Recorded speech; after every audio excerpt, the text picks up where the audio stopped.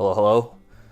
Mic check, test 1 2 1 2. How are we cooking today? Hopefully everyone's having a chill Monday. Let me switch up the scenes here. Mic check, 1 2 1 2. All right, we're cooking. Hello, hello, 2121. Welcome everybody. We'll give it a second to load in. I am doing a quick look around because one, I bought a gigantic thing of like garlic powder the other day because obviously I'm out of garlic powder, but I have no idea where it went. All right, looks like we're live, we're cooking. Guess what I found yesterday? You guys see this? Cheetos, mac and cheese, cheesy jalapeno. Doesn't this look forbidden? Should I eat this? I bought this hoping that it would lead to some good content. Come on. Who doesn't want to see me eat some cheesy jalapeno, Cheeto-based mac and cheese? I thought your mic messed up, but it was just a plastic bag. Oh yeah, you get the full kitchen experience. Consume content? Yes, just do it. I don't know. I saw this one, and then I also saw a flaming hot Cheeto mac and cheese variety, but I don't know if I told you guys, but the last time I ate Flamin' Hot Cheetos, I actually threw up. It actually made me physically sick, so I decided, hey, how about we just opt for something that's not flamin' hot? Maybe this would upset my stomach a little less, but I don't know. I can't guarantee that. So we're gonna go ahead and give the Flamin' Hot, or it's not the Flamin' Hot, but it's like the cheesy jalapeno Cheeto mac and cheese a shot. But yeah, I also this is the one time I can say it. All right, I bought these bananas to make crepes the other day, but now I officially have bananas for scale. Isn't that right? We're living the dream. We finally have bananas for scale. So this is how tiny this Cheetos mac and cheese is. But yes, banana for scale. I'll just leave the banana here so there's like a permanent scale. All right, that's the goal for today. But yeah, this is what I bought the other day, this gigantic thing of garlic powder. I'm hoping this lasts me a little longer. I think over here is the long lost garlic powder that we didn't have for the last stream. But if you guys don't know, I said last week that the sloppy burrito, aka the slorpedo, was really, really good. So I'm actually going to be remaking that today. Hopefully I can hone in on the slorpedo making process. But in addition to that, we're trying something new today. Instead of using, the beef and chicken, because we've been using beef and chicken ever since I started Meal Prep Mondays. Today, we are going to be introducing tofu, and I'm going to see how tofu tastes. We're going to try to make something called honey sriracha tofu bites. It's a recipe I found, I think, on TikTok. Hopefully it'll be good. We'll give it a shot, and if it tastes nasty, I'll adjust the sauce here and there, but we'll see how it goes. But first and foremost, I think the audience wants us to eat some cheesy jalapeno mac and cheese. Let me read the instructions. It says I can microwave it. That sounds a little cursed. Is this the only way to do it? Remove lid and the seasoning pouch. Add water, stir, microwave. I feel like I can just use boiling water. The mac and Cheetos, is that what it's called? That's fantastic. But hey, Cube, how's it going? Yeah, we're playing with a little bit of fire today, going for the mac and Cheetos, as you said, and obviously banana for scale. Interesting. I don't like tofu as a meat replacement, but tofu as a tofu dish is good. Yeah, I'm tempted to try it out, but yeah, I think we'll start off with a bang. We'll give these mac and Cheetos a shot, see how they go. So I'm actually not gonna follow the directions on the container. I'm actually just gonna boil some water, and I'm gonna call it a day. We'll boil some water, we'll mix it up. Honestly though, the packaging of this mac and Cheetos is quite nice. I'm slightly impressed. I'm actually pretty impressed. Hey Monkey, hey Faye, how's it going? I had an entire box of mac and Cheetos, but I didn't make it. I tried the mac and Cheetos from Burger King. Wait, there's mac and Cheetos from Burger King? No way. Honestly though, like, the packaging of this is super snazzy. I'm a fan of this. Like, I don't know. It's visually striking. They know how to make an eye-catching product. Does it taste good? That's another story entirely. But mac and Cheetos, we'll give it a shot. Water is boiling. Let me go ahead and show you guys the tofu I got today. So for the whole week, I bought like 3 blocks of tofu. But look at this. We've got this organic tofu, super firm. It says the water has been drained for convenience, but I can definitely see some water in here, so I don't know. It looks a little vacuum sealed, but obviously banana for scale. I got 3 of these. We got 3 pounds of tofu for the whole week, so hopefully we make some solid tofu bites for this week. But yeah, I'm gonna stuff these back into the fridge. Like I said, I don't have a lot of experience cooking with tofu, so I think this is a really great way for me to kind of step outside the box. And I'm actually really stoked because like I don't have to fight my cutting board and like sanitize everything because I don't necessarily have to worry about the salmonella cross-contaminating with everything, which I think is going to be a huge, I guess, like mental relief from that part of the cooking. Hugh says like 3 or 4 years ago, Burger King did a promotion with mac and Cheetos. No way, really? Was it mainstream? They tasted like someone vomited Cheetos into elbow noodles. That does not give me a lot of confidence that these are going to taste very well. I'm going to be honest. I may now have some reservations. Should I? Here's the other thing, right? I'm like lactose intolerant, so I gotta grab some lactate or something. I've got these lactate pouches. I've got pills. We've got pills, so hopefully I'll take a couple of these and I won't throw up. If I have to run off during the stream, it's because I'm throwing up. Like I actually have to keep throwing up. I don't know, because I'm hesitant because the last time I ate Cheetos, I threw up, and so I have this like connotation that my body is going to reject the Cheetos. I'm gonna drink a whole big glass of whole milk in your honor. Why, thank you. Daishima and your superior genes of being able to consume dairy. I wish I had those superior genetics. But yeah, speaking of Burger King, I think as a kid, was it Burger King? It wasn't even Burger King, it was McDonald's. I was obsessed with, I think they had this like, they had like the kids meal, you know, with like the little inky dinky toys for babies.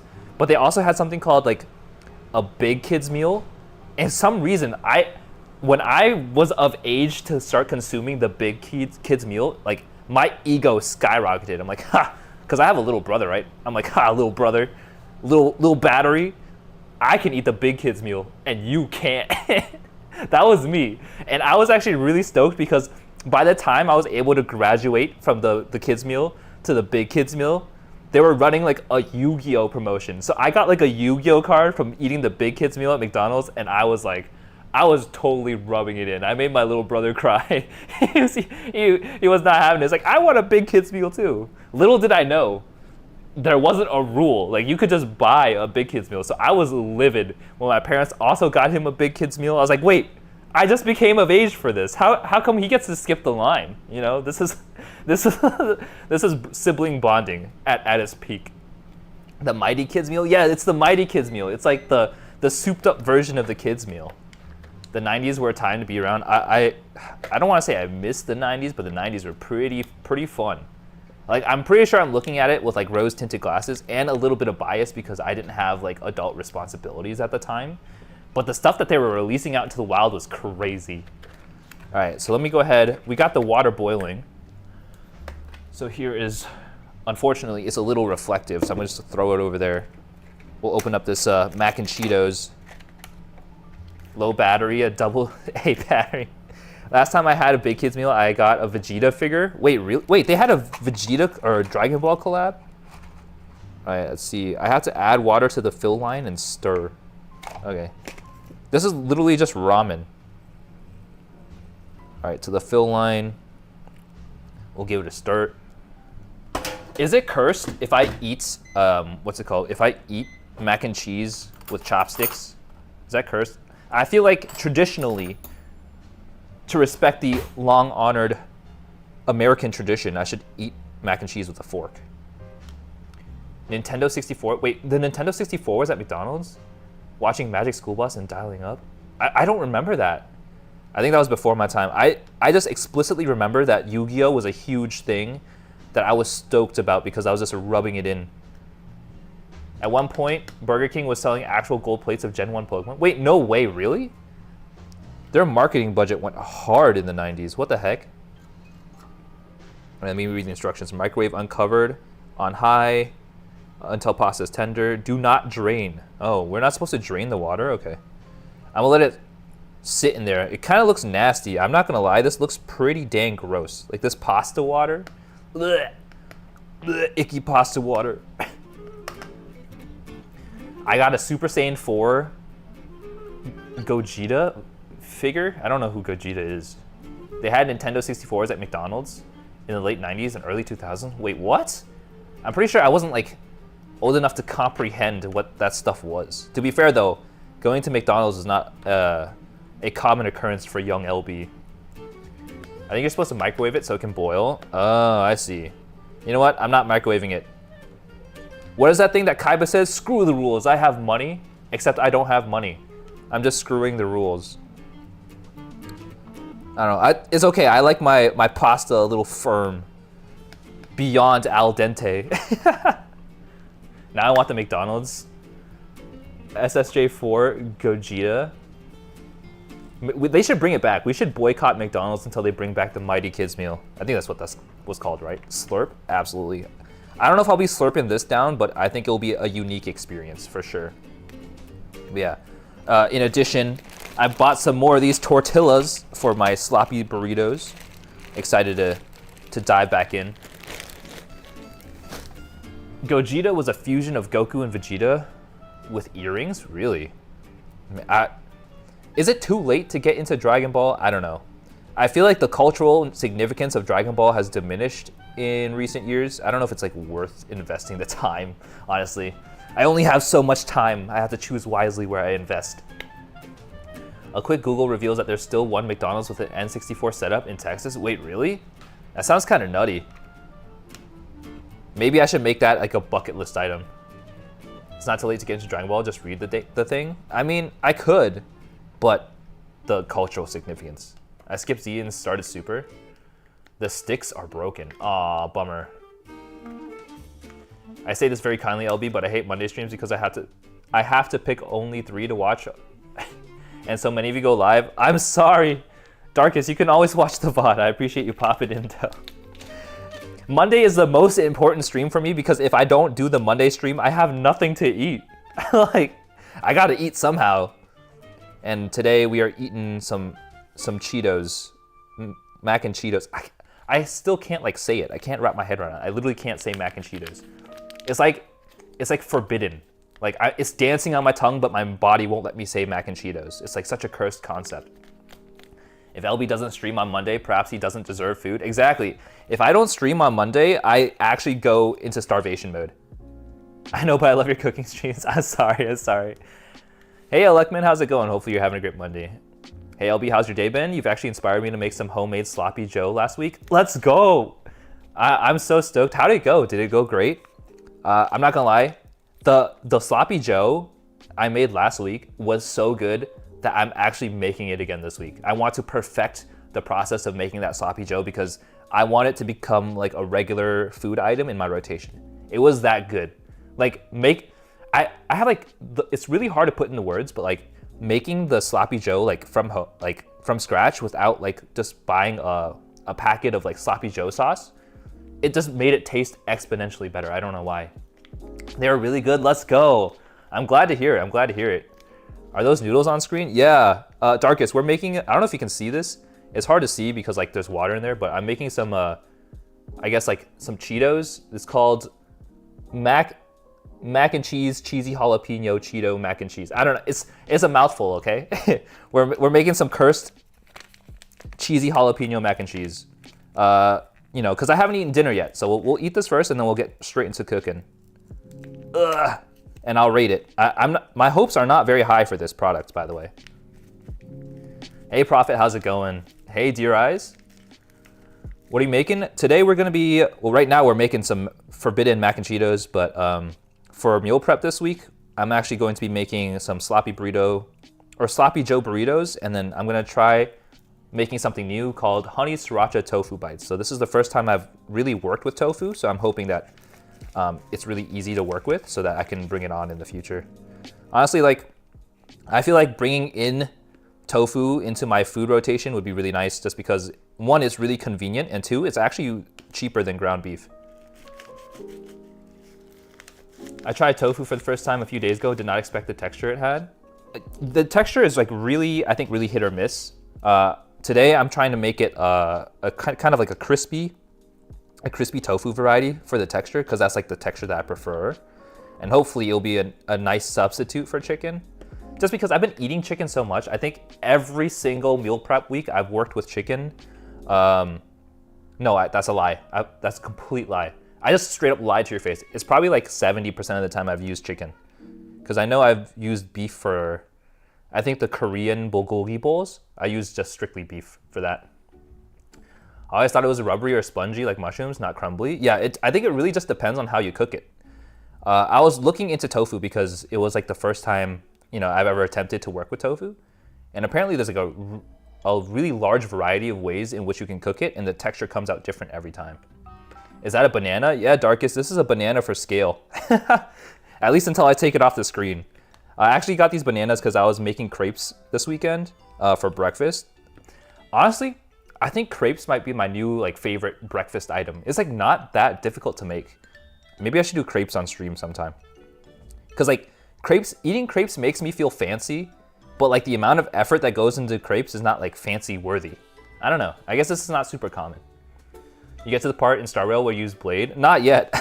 I still haven't played Star Rail really too much. I've been using up my stamina, but I haven't played through this story. I'll have to do that at some point though, sooner rather than later. All right, so I'm gonna take some actually I should get some water because I feel like I'm gonna spit this out.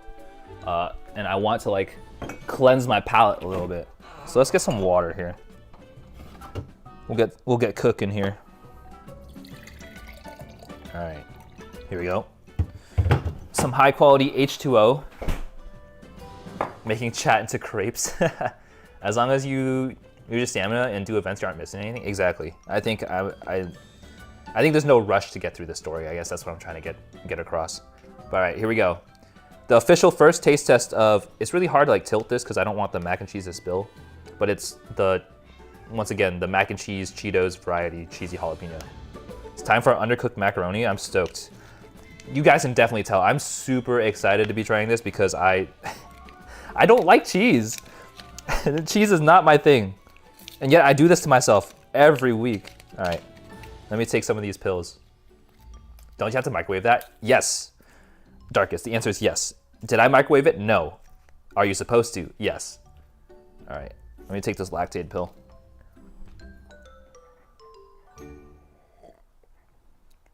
Sad I love cheese. No, I can definitely understand the appeal of cheese. It's just not something that I literally can't digest this stuff, so.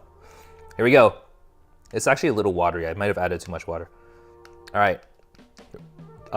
Mac and cheese Cheetos.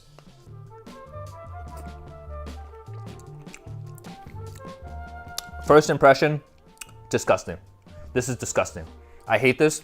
I hate whoever created this. I hate whoever came up with the concept for this. This is disgusting. I'm going to keep eating it though. There's literally no flavor to this thing. It's literally just a hot Cheeto. It's like hot Cheeto sauce poured over some terribly mushy macaroni. Although the macaroni is probably my fault because I didn't microwave it. I'm thinking very thoroughly. The cheese flavor isn't even very strong. It is definitely a cheese-forward product, but it tastes like Cheese Whiz, like sprayed cheese. It doesn't even taste like Kraft cheese. You know what I mean? This is disgusting. I'm gonna keep eating it though. You kind of have to. I paid good money for this. This was like $2. All right, I'm gonna keep eating it till I finish. Jirai says, "Why did you eat the pill before eating mac and cheese?" This is called Lactaid. I actually can't digest dairy products because of the lactose in it. And so I have to take these pills. Anytime I drink milk, I eat ice cream, eat cheese, any dairy product, I have to take these before I eat it. Otherwise I get stomach issues, which I do not want.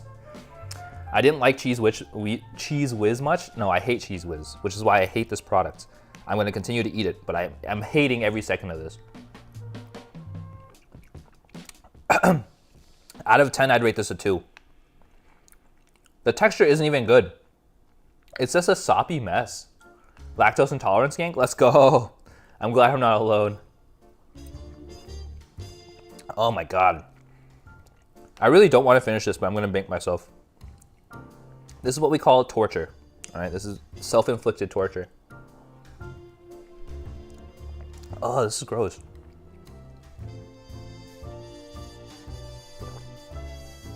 It's probably not that good because it's uncooked. Darkest, here's the thing. It's extremely mushy. If anything, the macaroni is overcooked. I wanted it to be like al dente, like kind of hard, but it's just complete mush. Yeah, this is disgusting. I'm gonna speed run eating this so I don't have to taste it anymore. Ugh, God. All right, folks, don't try this at home. Would not recommend. This is probably like taking years off my life. You could trash it. I could. But I ain't a quitter. LB is not a quitter. Just kidding. I'm very much a quitter. You can look at Elden Ring as my first example. I played Elden Ring, it got too hard, and I never wanted to play it again, so I haven't streamed it since. Breaking news, low battery, lactose, and is intolerant. That's the headline. That's an attention grabber. Trust me, if you get it in the box and boil it, it tastes better. I see. Darkest, I'm gonna be honest, I don't want to do that to find out because I don't like the way it tastes. So. Like the texture is one thing, but the taste is just horrid. Who invented this? This just tastes like chemicals. What else are you making? We're making Sloppy Joe. And we're also making some tofu sriracha bites.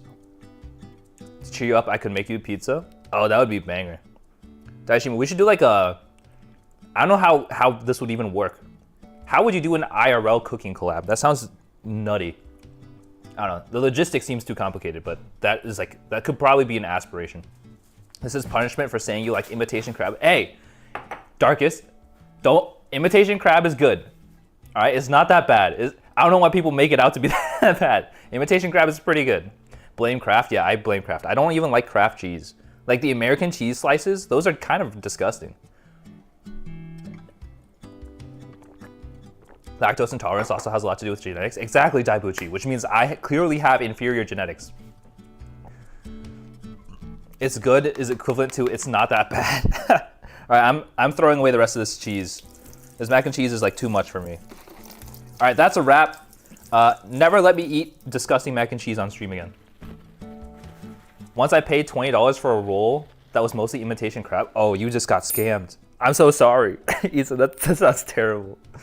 At the very least, you didn't get scanned by whatever the heck this is. Hold on. Let me like pour this out so I can show it off again on stream. I literally just got scammed by whatever the heck this is. Mac and cheese Cheetos, cheesy jalapeno. Probably one of the most disgusting products I've ever tasted in my entire lifetime. Is this thing right here. You see that? No one would eat it like this. No one is happy to eat this.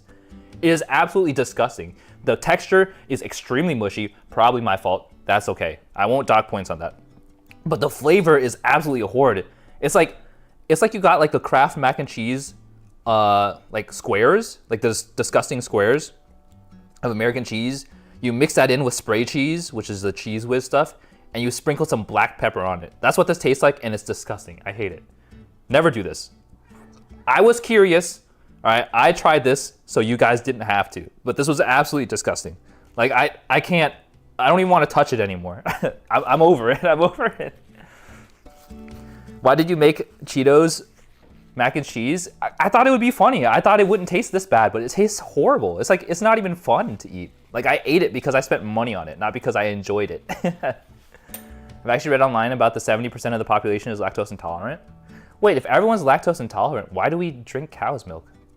Is it a scam? Have I been scammed my entire life? Having a fun fact I'm eating right now. Let's go. He's a food reviewer. Only for mac and cheese. That was disgusting. We should have gotten the hot one. Hey, Hannah, welcome to stream. Oh my god, is that Hannah? Finally not playing Minecraft? I bet you're playing Minecraft right now.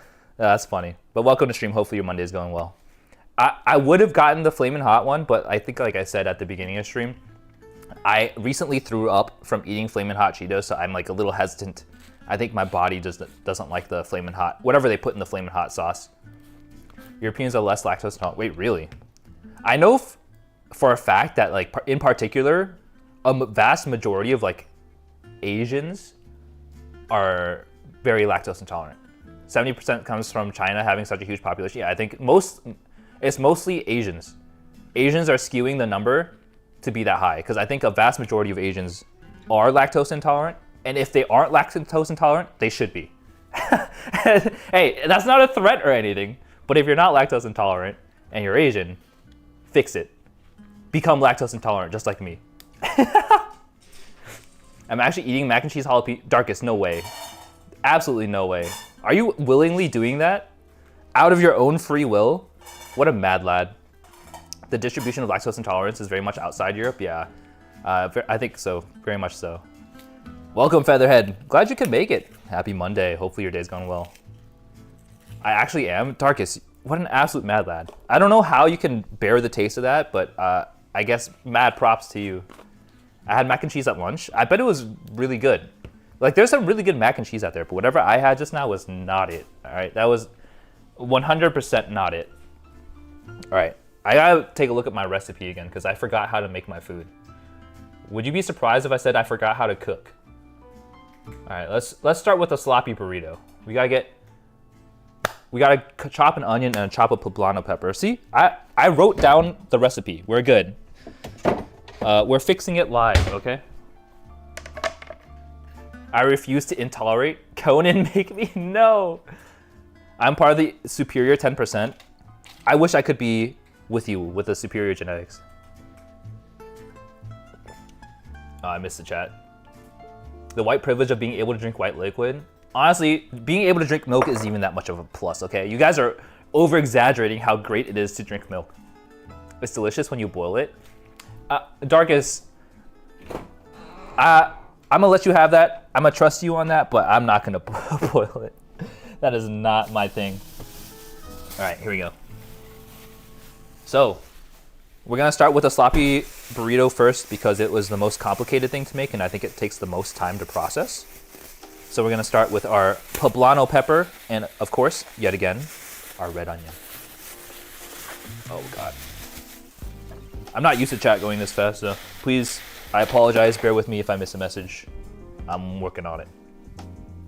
I think it's because I've enhanced the font to so big that only like 4 messages display at once. I really like whole milk. I could go without 1 or 2% though. You actually like whole milk? I actually really don't like whole milk. I don't know, something about I like skim milk because like it's just very inoffensive. It's essentially water. I like my milk to taste like nothing. Hey, Mr. Powerbottom, you're chilling? Welcome to stream. Hopefully you're having a great Monday. Suffering from success, I'm sorry. Mine is at least 150% size. Yeah, I don't know. It's because like, especially from the angle where I'm standing at for these cooking streams, like it's really hard to read chat unless I blow it up to like epic proportions. But the problem is like, I just lose half the chats half the time. So if I'm not reading your chat, it's not personal. I'm a struggling anime boy. We're getting there eventually, all right?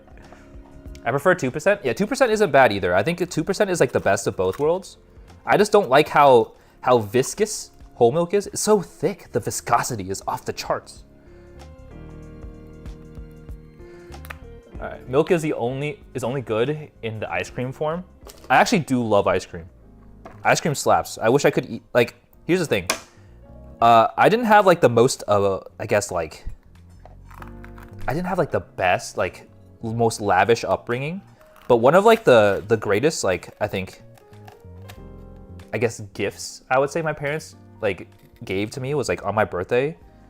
Every birthday they would shell out for ice cream cake, and that I don't know for some reason like I just really love that because I here's the thing, I actually do not like normal cake at all. I hate cake because it's so spongy and it's so soft and it's like just like I don't know, it's like sugar bread. I don't want sugar bread. Are you kidding me?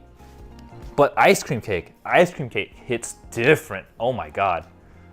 Yeah, ice cream cake is like, cause like you get like the ice cream up top, but there's also like this like chocolatey crumble that's like at the base of every ice cream cake, and that stuff slaps. I don't know. Cake is too sweet? Exactly. Cake is just way too sweet for the texture and the size that it is. I also just really hate frosting. it's the frosting really like throws off the proportions by so much. If I get cake, I like, if I need to eat cake to be polite, I literally just scrape off all the frosting. Bro listed all the best qualities of cake. No, those are the worst qualities of cake. You say you hate cake? I did, okay? That's not a hot take. Cake is like way too sugary, way too sweet. The frosting is like way too excessive. I don't know how people eat cake. Ice cream cake is definitely the superior version of cake. I've had ice cream cake for my birthday during the heat wave in 21, and it was so good. That's what I'm saying. Like, I don't know if you guys know, but I'm a summer baby, all right? So every summer, the heat's beating down on you. Like, you're like gasping for air as you're sitting outside, and then just like an angel coming down from the heavens, your mother shows up with an ice cream cake, and your entire day is made, all right? That's the experience I had. It was like almost like an out-of-body experience. I only got that on my birthday. Never any other time. Any other time, my parents were like tying me up to the wall, trying to make me memorize my multiplication tables like 2 grades ahead of time, ahead of schedule. All right, they weren't that abusive, but it was traumatic as a kid. Okay, I'm exaggerating. All right, I'm exaggerating. Please don't report. Wait, I'm not even a kid anymore. You can't report my parents to Child Protective Services, right? Am I safe from CPS? Is this a dumb question? All right, ignore that. Don't. I'm just thinking out loud. All right, ignore that. Cheesecake is better than normal cake. I agree.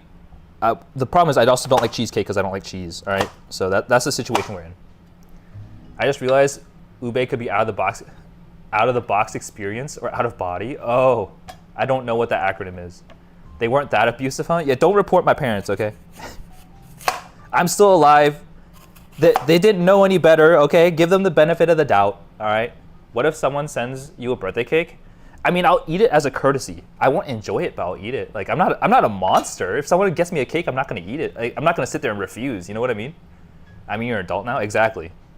LB's parents made him drink battery acid. No, that's excessive.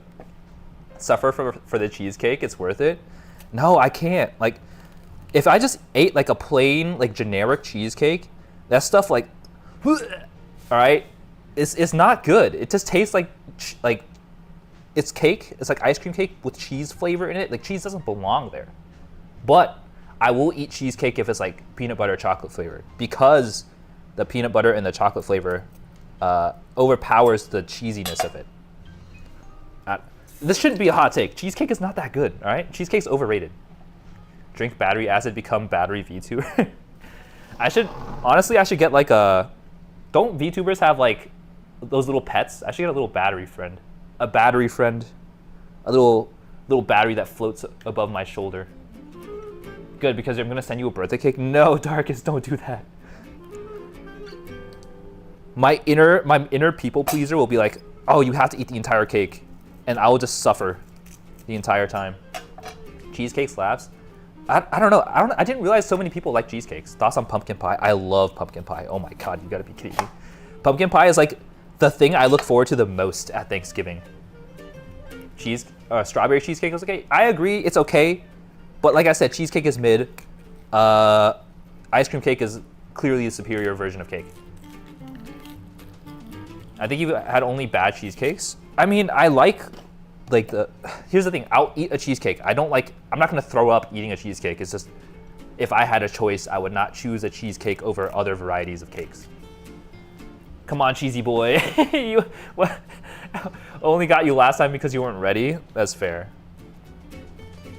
Monkey, what are these emojis? I'm like trying to decipher your messages, but I feel like I'm reading Morse code. Pumpkin pie is so good. I really like pumpkin pie because one, like the creaminess of it is incredible. Like, I really like the creamy texture of pumpkin pie, but also like it's not ridiculously sweet. I think it's very tasteful in how much sweetness is in pumpkin pie. And I think it makes it the perfect dessert, which is why I wish it was more, I guess, more common year round and not just for like Halloween, Thanksgiving era. But I'm gonna be honest, pumpkin pie is probably one of the main reasons why Halloween is probably my favorite holiday in general. It's just the festivities, the food, everything about Halloween just slaps. That's how it works. Pumpkin pie with a big scoop of ice cream. Oh, that sounds good. I've never tried that. What? You know what? I should learn how to make pumpkin pie on stream. All right, I missed a really large message about Costco. I see it on the corner of the screen. I can't scroll up because the computer is a little too far away.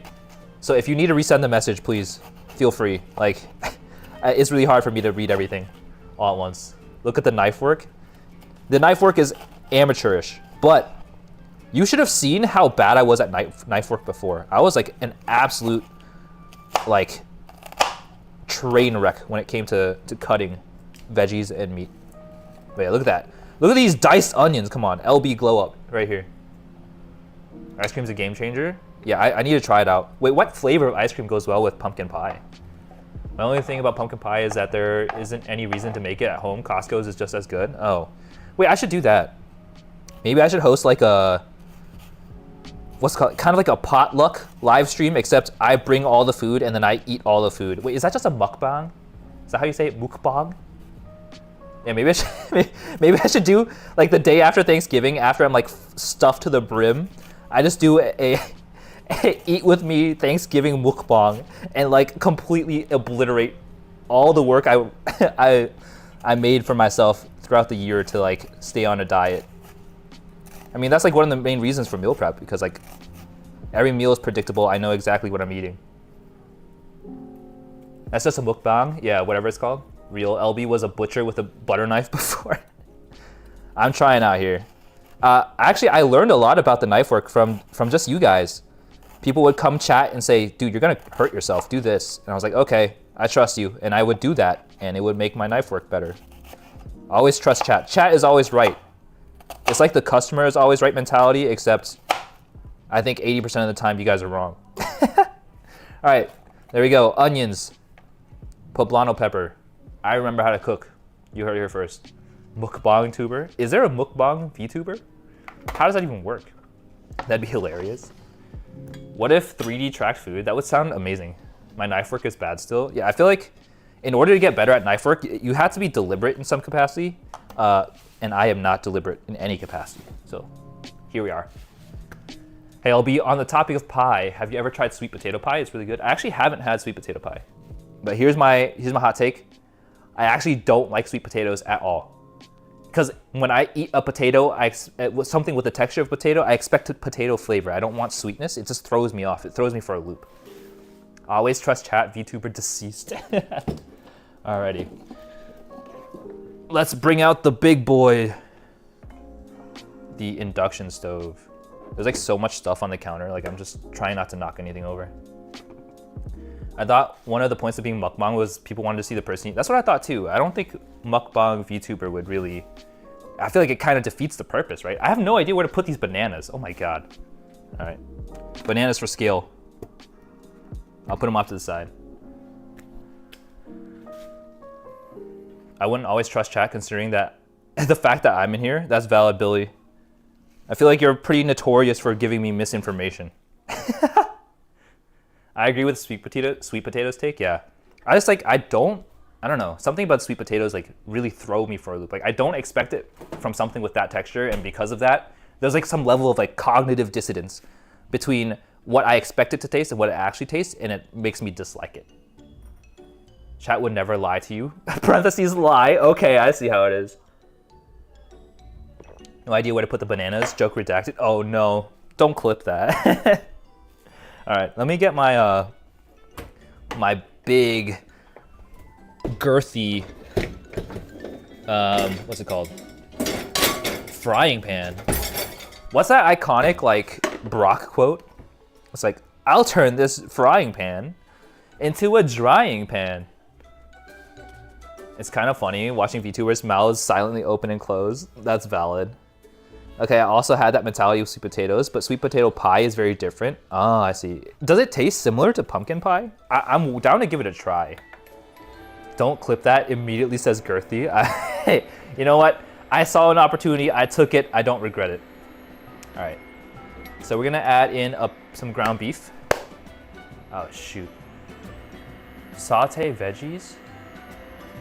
Oh, I'm supposed to do the veggies first. I had to saute the veggies first, and then add the beef. Okay. I'm like relearning this recipe. I'm so glad I wrote it down. All right, so there's some canola oil.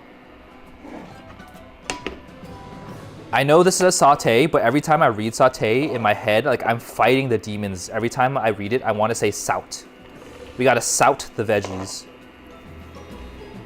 I don't know why. For some reason, when I read saute, I don't think that it's pronounced saute. All right. Oh, we can go back to the proverbial question. Here, this is like essentially, I've determined that this is a trick question, all right?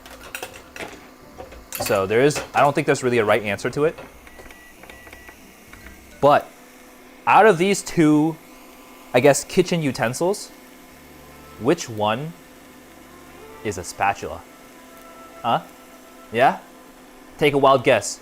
Do do do do do do do do do do do do do do do do do do. Left? Both? Gray? Left? Seems like the consensus is red is the flipper. I'm pretty sure the answer. See here, I'm not like I don't know any better than you guys, but I'm pretty sure both of these are spatulas. Exactly. I think Daibuchi's got it. Both of these are spatulas.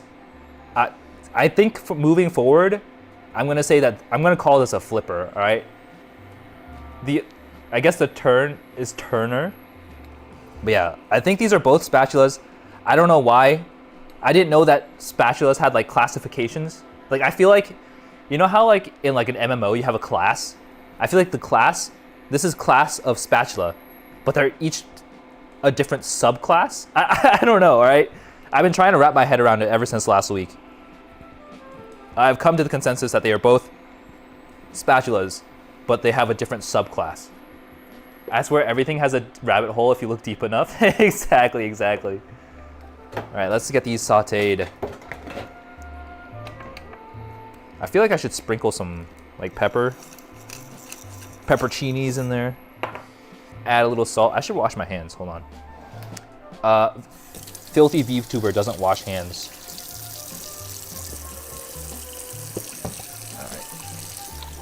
So I made the mistake of potentially pouring that mac and cheese down the drain, and now it's clogging it. And I'm kind of disgusted by this idea, so I'm gonna run the dispenser, the garbage disposal. Ugh. I don't want to look at the mac and cheese every time I look at the sink. So which spatula is the DPS? I think this spatula is more akin to like a rogue class. It's got agility, speed, dexterity, right? And I think this spatula is more akin to like a berserker. You know, it's kind of hefty, a little slower, more impactful. Yeah. So this is like agility, dexterity weapon, and this is like a great sword of spatulas. Mac in the drain. I know. It wasn't the smartest idea, but like I said, I'm pretty sure I suffer from significant VTuber brain rot. Every utensil is just a variation of a spatula if you think about it. A spoon is a spatula with a divot. Wait. I think the spoon might be like the highest speed, highest dexterity spatula. So this might actually be more akin to like a pole arm or a lance. Yeah, that's what I'm gonna go with. Yeah, we're still sauteing these veggies here. What time is it? Has it actually been 50 minutes? Have I done nothing for 50 minutes? Are you kidding me? It's 8:50? I gotta speed this up. I spent too much time complaining about cake. Spoon is the one that provides buffs? Yeah, spoon is probably like the support class. What is a fork? A fork is like a... A fork isn't like an archer. I feel like chopsticks would be the ideal like archer class. You poison yourself with the mac and cheese? Oh, that's true. Wait, you're right. I spent like half an hour eating mac and cheese. Barbarian.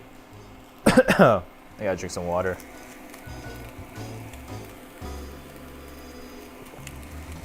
The fork is the strength build. Oh yeah, because it's got like piercing, right? The fork has like highest pierce stat. It's like, what's it called? Like, it ignores defense. That's the one. I feel like you could probably make a game, like an RPG based around these kitchen concepts. All right, you heard it here first. I'm gonna make it. My dream is to make a kitchen warfare RPG. What about knives? Wait, you're right. Knives has the highest spirit. No. What is okay? So there's like, for example, in Monster Hunter, there's blunt damage, there's pierce damage, and there's slice damage. I feel like knife would be the highest slice damage. Why are there like 2 spoons and a fork at your average table set? I don't know, right? I feel like that's like the standard build. A well-rounded build. Alright, the cats are meowing. Yeah, the spoon. The spork is literally the Witcher. The spork is like the pinnacle of all kitchen utensils. Alright. Let's add in some of that meat, huh? Salt and oil, add in beef, and then we add some more spices. Here we go. So today I've got 2 pounds of ground beef that we'll be using. Alrighty. For sure, the Sloppy Joe takes the longest to cook. Let me put some of this stuff away here. The show the cat, I can't. It's really hard to maneuver the camera. I think the only time you'll be able to see the cat is if like they jump onto the counter. The spoon is a weapon choice for this horribly slow murder with extremely... Oh my goodness, wait. Have you guys seen that? The one where like the guy, what was it? It's called the Genosaji. No, the what's it called? The Genosaji? Something like that. It's a guy who runs around murdering people very slowly with that. Yeah, the spoon. Kyle's got it. Will the spoon do be excruciating? It's like an actual like YouTube video about the Genosaji. It's like some dude with a ton of face makeup, like a bunch of face paint, and he just runs around hitting this guy with a spoon everywhere. It's really funny. Let me make some room for this bad boy.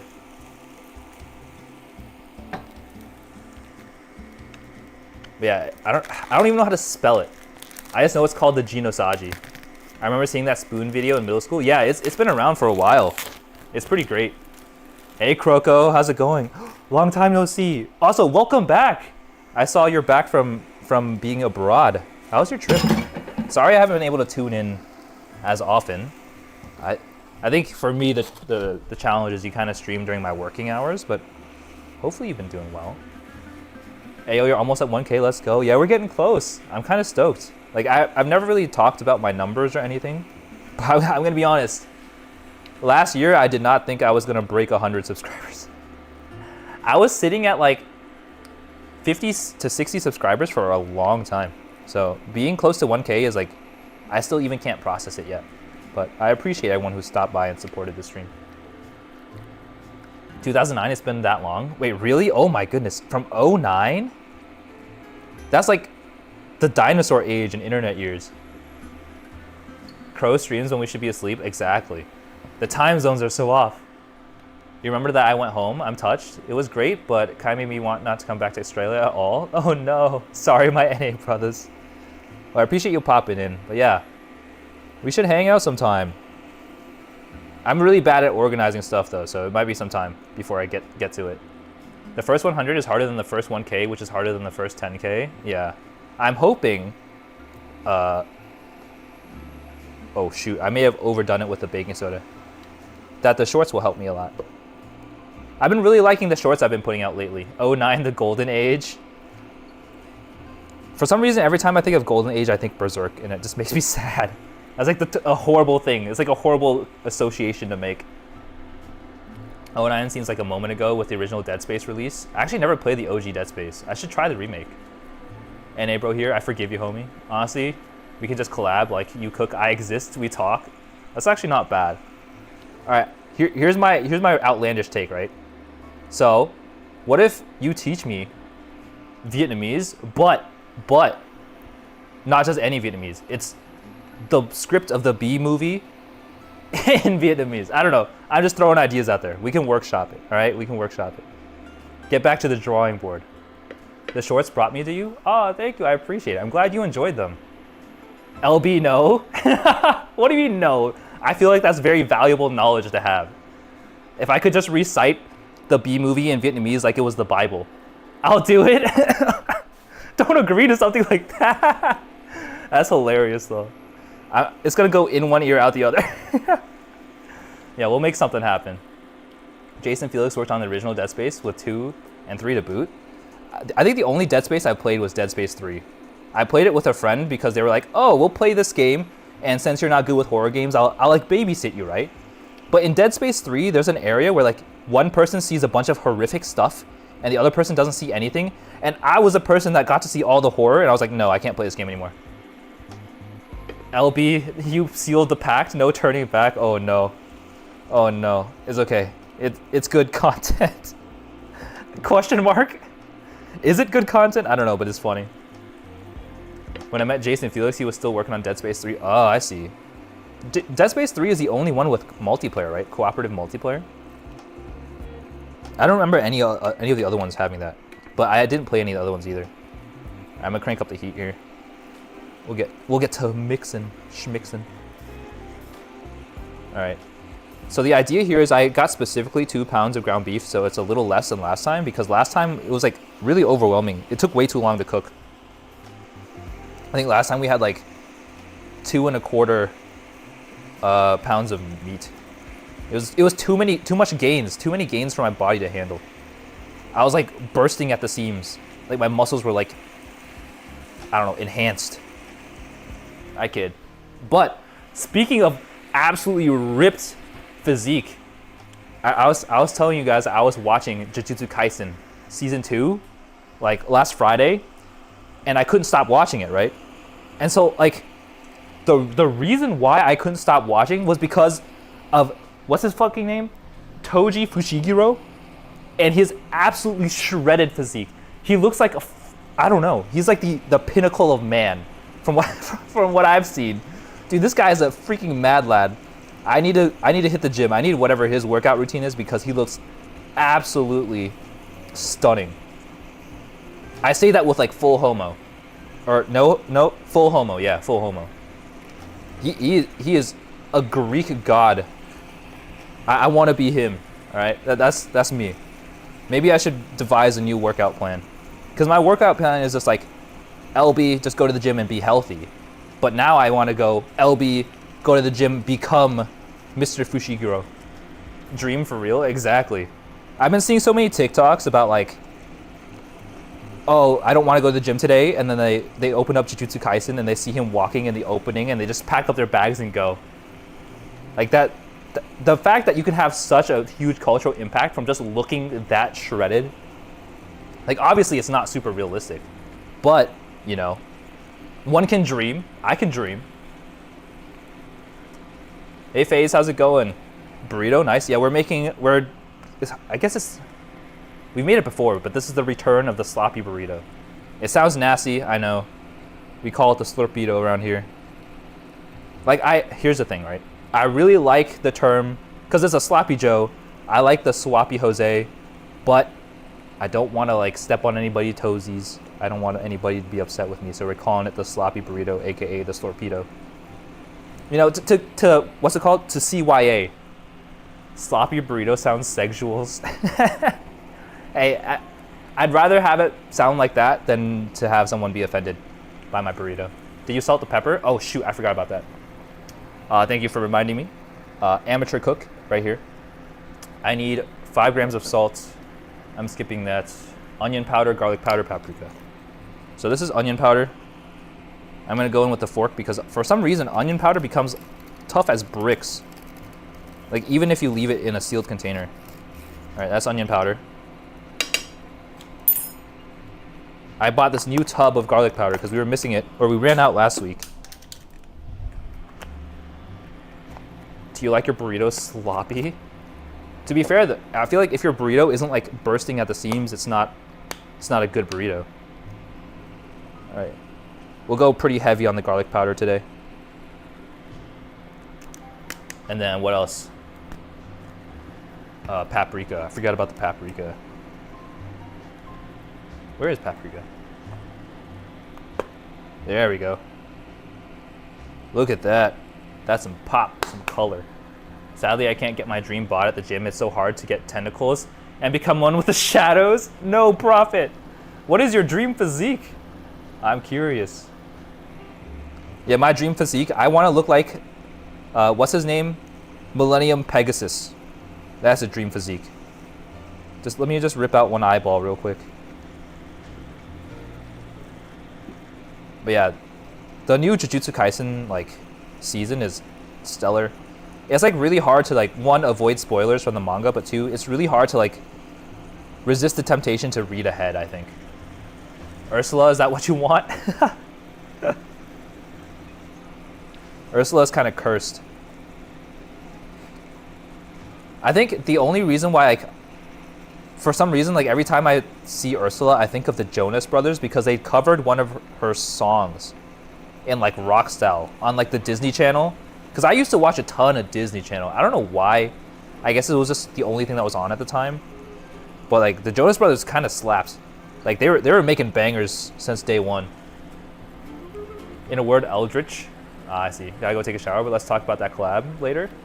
Have a nice sloppy burrito. Thank you, thank you. Have a great shower, and I appreciate you popping in. I'll try to make it to your next stream whenever I can find the time.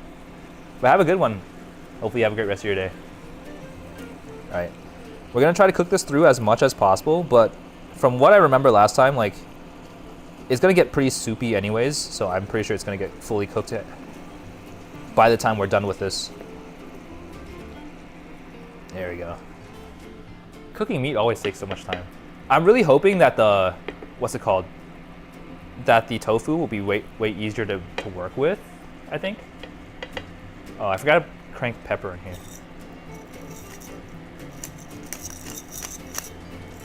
We need flour. I forgot that I put flour in this thing.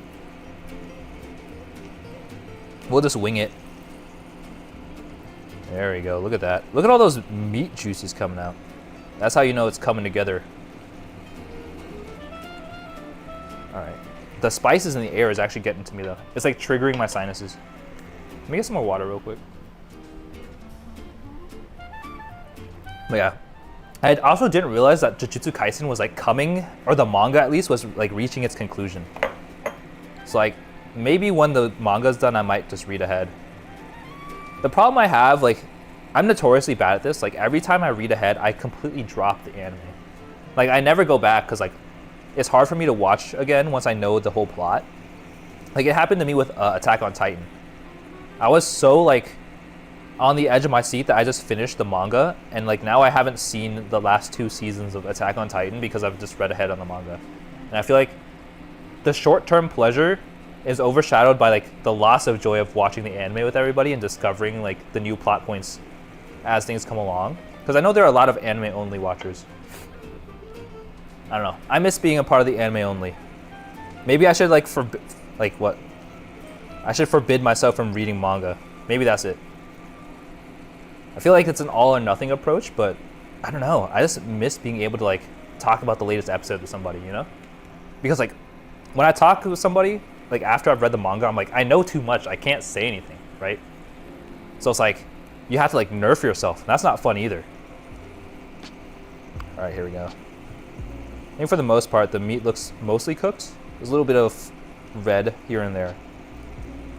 But this should be okay. I think I need to break this up a little more though. Some of these chunks are a little too big for my liking. And I do want the water to evaporate a little more. It's a little wet, a little too wet for my taste currently. There we go. Let's get some of that going.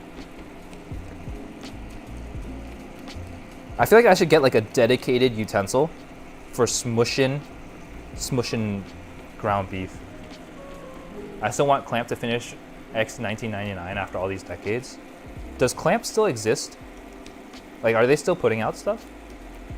I don't know. Like, I feel like some studios get lost with time, right? I don't know if Clamp is one of those that we lose. A potato masher? Oh yeah, maybe a potato masher. I've never had a potato masher though. I'm always having to hide my power level, so I just read manga since I wouldn't talk about it anyways. That's fair. Being a closeted weeb. Out of the main meats, pork, beef, and chicken, which is your favorite, chicken by far is my favorite meat. Not only because of its like affordability, but like it's a very predictable experience and it's very malleable.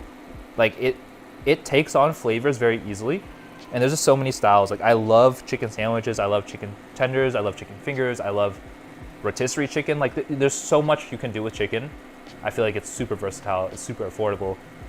And I think a nice bonus is that the economic, or was it the climate impact of raising chicken, it's not good, but it's far less than the impact of raising beef, like cattle.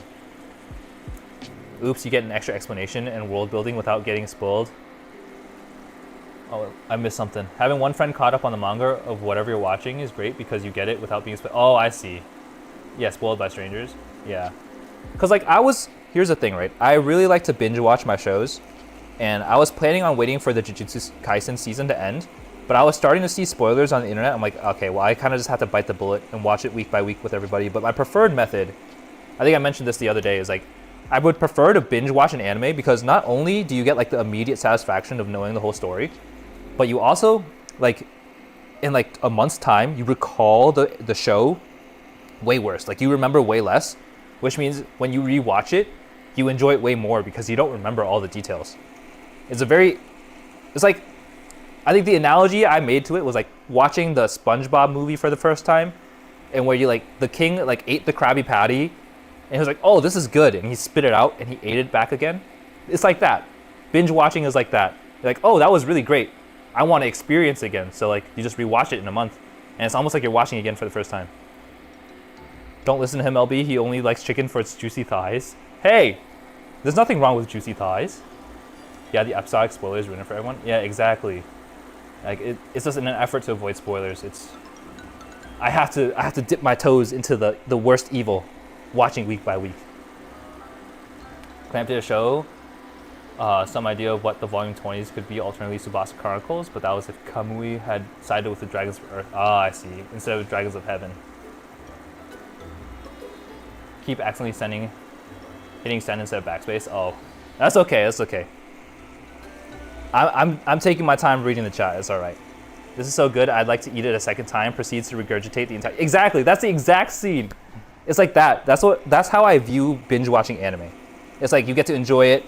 You have a blast, but because you watched it so quickly, when you have to like actively recall what happened, like it's way harder to remember what happened. So when you rewatch it as a refresher, like you enjoy it way more because you're like, oh, I totally forgot this happened. That's awesome. That's how I feel about watching anime. Because I binge watched the first season. So like before I watched the second season of Jujutsu Kaisen, I had to watch the whole first season again, and it was awesome. I loved it. Some people might say it's a waste of time, but Jujutsu Kaisen is too good. It's too good. It is not a waste of time. Rewatching a show gives you more appreciation for the foreshadowing. Exactly. There's like so much enjoyment you can have out of rewatching a show. You can definitely watch it with a more critical eye, I think. Like I've rewatched Fullmetal Alchemist Brotherhood so many times because one, it's just a goated show. Two, like it's like 60 something plus episodes. You can't remember it all. And like, I don't know, every time you rewatch it, it's like, oh, I didn't even notice that the first time, or the second time, or the third time. It's great. It's a great experience. All right, I'm trying to remember. I need 20 grams of flour. We're gonna bust out the scale here. Banana for scale. Oh, is it broken? The batteries might be dying. Here we go. 20 grams of all-purpose flour. I overshot a little bit, but that's okay. I think this is mostly to like kind of bind with the beef fat. Alrighty, so that's the flour in. We'll mix it up. All right, this is where a lot of the work comes into play. So we're mixing up the flour into the beef. There we go. Oh shoot, don't mind me, I'm spilling a lot of stuff. We can clean it up later. I used to binge watch anime, but I've been more recently watching anime with my parents. So far I've been watching Dr. Stone, Demon Slayer. But I'm planning on getting them... Wait, that's awesome. I wish my parents would be willing to watch anime with me, to watch FMA and Jujutsu Kaisen. That's really cool. I'm glad they're enjoying it too, because I think for me it's like my parents think of anime as childish. Like they can't fathom or comprehend that it can potentially explore more mature themes, and so it's just a cartoon to them. So like they wouldn't willingly subject themselves to that. I think I missed Mercenary's message. Coming inside with Dragons of Heaven in canon, I wanted to find out how it was supposed to end from there, and a possible ending. I see. Yeah, I think exploring the multiple endings is interesting. I think they try to do that with the Code Geass like remake movies. Like they were trying to explore like almost like an alternate ending. I thought that was interesting that they would even try that, because like the Code Geass ending was so good on its own. All right, here we go. We're gonna go with 50 grams of tomato paste. I need to find tomato paste. This is where everything has to come in rapid fire, because like my beef is starting to brown too much. It's sticking. All right, I bought a tube of tomato paste this time, so hopefully this helps. All right, I'll poke a hole. There we go. We want 50 grams.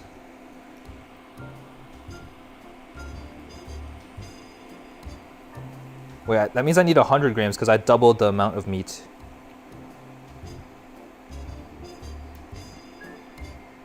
Holy crap. There's so much tomato paste.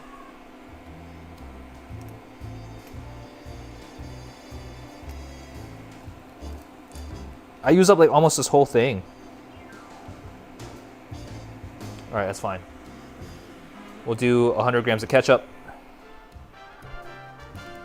I forgot how much sauce was required in this thing. Where's my ketchup? There it is. We'll hit it with 100 grams.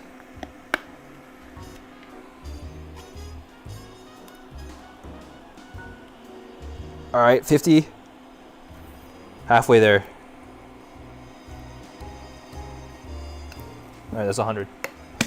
To be honest, the excuse of anime is just cartoons is so stupid. Even pretending that that's true, there's some dang good cartoons out there. I agree. Like, I think as a parent, showing interest in the things that your child is interested in is like something that is heavily overlooked. Like looking down on what your kid is into is like, it's not really inspiring. It stifles creativity and growth, and it gives them the signal that you're not interested in letting them explore their own interests, I think, or like, you don't approve of them exploring their own interests, which I think is a really bad way to go about it. But I'm old enough to recognize that, and a lot of people don't have that privilege, so I'm not gonna complain. All right, 30 grams of mustard. Cooking too slow today. All right, 30 grams. We'll go with 15. I'm not sure if I like the huge mustard taste. All right. Oh, it's getting everywhere. All right, that's fine.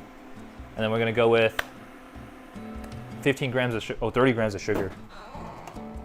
I forgot how involved this process was. Like the sloppy burrito was good, but man, there's so many steps.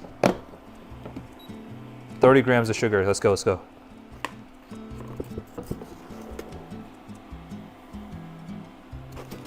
That's 5, 13, 21,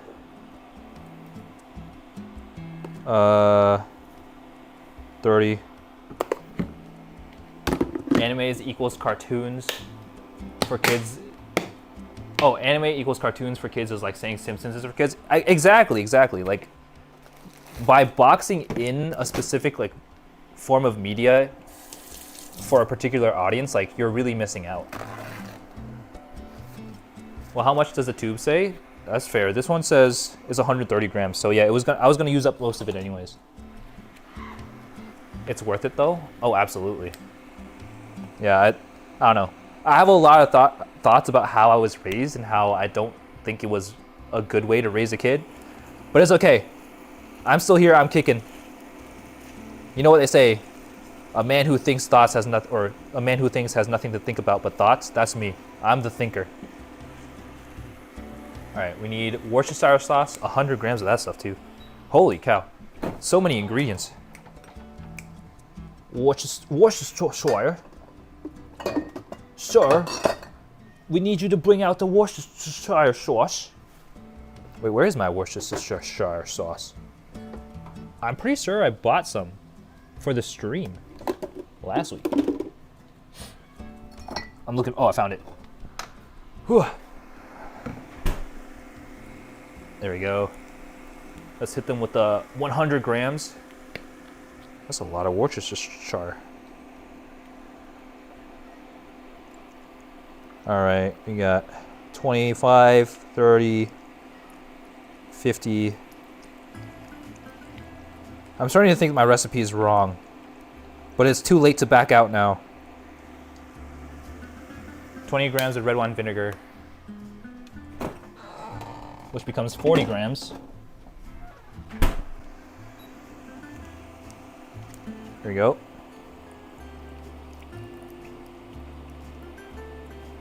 All right, 20 grams. Let's go to 30. Let's do the full 40. I'm too indecisive.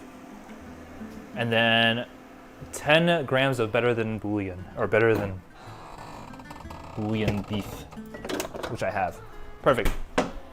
So I'm gonna mix this together using this fork, I guess. Kind of get everything all homogenized. Excuse me. Let me catch up on the chat.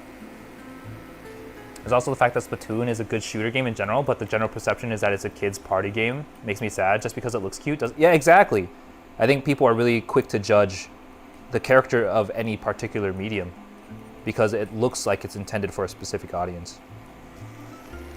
My favorite children's show, Ren and Stimpy. Like, for example, like I keep talking about the show, but Courage the Cowardly Dog, I think is like a really... It explores very mature themes for something that's targeted and marketed as a kid's show, for example, right? Like there's a lot of depth to Courage the Cowardly Dog as a show.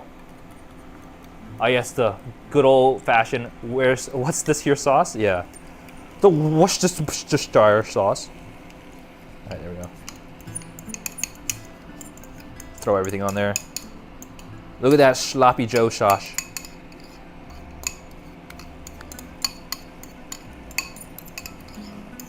All right. I'll mix this in a little bit. Rehydrating the beef a little. This looks pretty dang good, honestly. I said this last time too. Like I shouldn't be surprised. Like it was good. I enjoyed it a lot, which is why I'm making it again this week. Yo, Courage, love that show. That show was so out there. I feel like that show had no business being a kids show. Like genuinely, it had no business being marketed towards kids. Hysteria is a kids show that had a lot of adult jokes in it, which Spielberg was able to get away with back in the 90s. Yeah, I feel like a lot of regulations were way more lax back then. Like, for example, one of my favorite movies of all time is Hot Rod. I don't think Hot Rod would do very well in the modern day. Same thing with Rush Hour. I feel like Rush Hour would get canceled if it was released in 2020. Like, people would be canceling the heck out of Rush Hour. But I love Rush Hour. Same thing with, what was that movie? White Chicks? White Chicks is so good. And I'm glad it exists because if it came out now, oh my God. People will be tweeting out their, people will be tweeting about it left and right. I guarantee it. All right, we're going for 10. The golden age of comedy, that's what I call it. A lot of media made for kids is made knowing parents will be watching too. Ah, I see. So they have multiple layers that adults can appreciate. That would make sense. All right, let's go with 10 grams of this better than bouillon.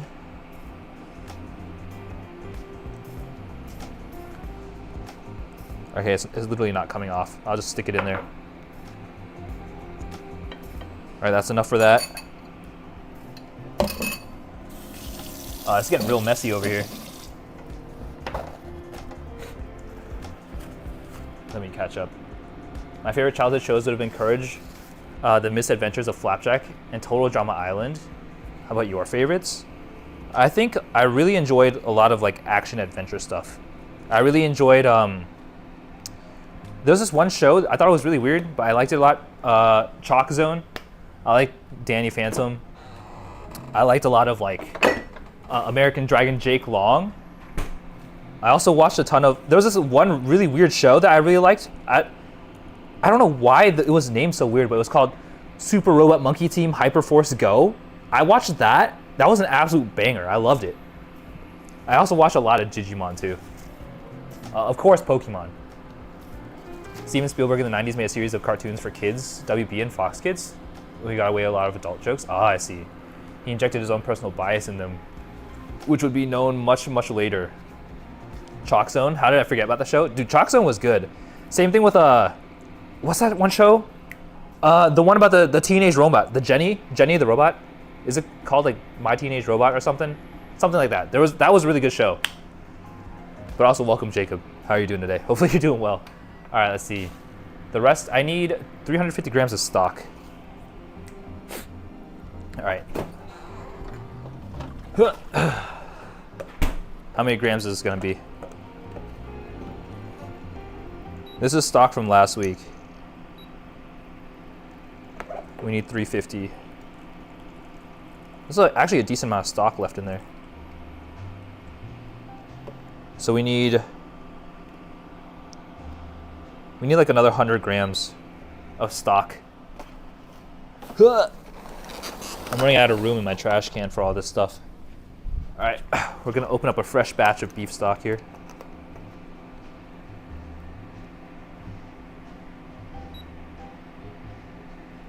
I'm just gonna go with like 50 grams, honestly. I don't think we need that much beef stock. We'll save some for the rice.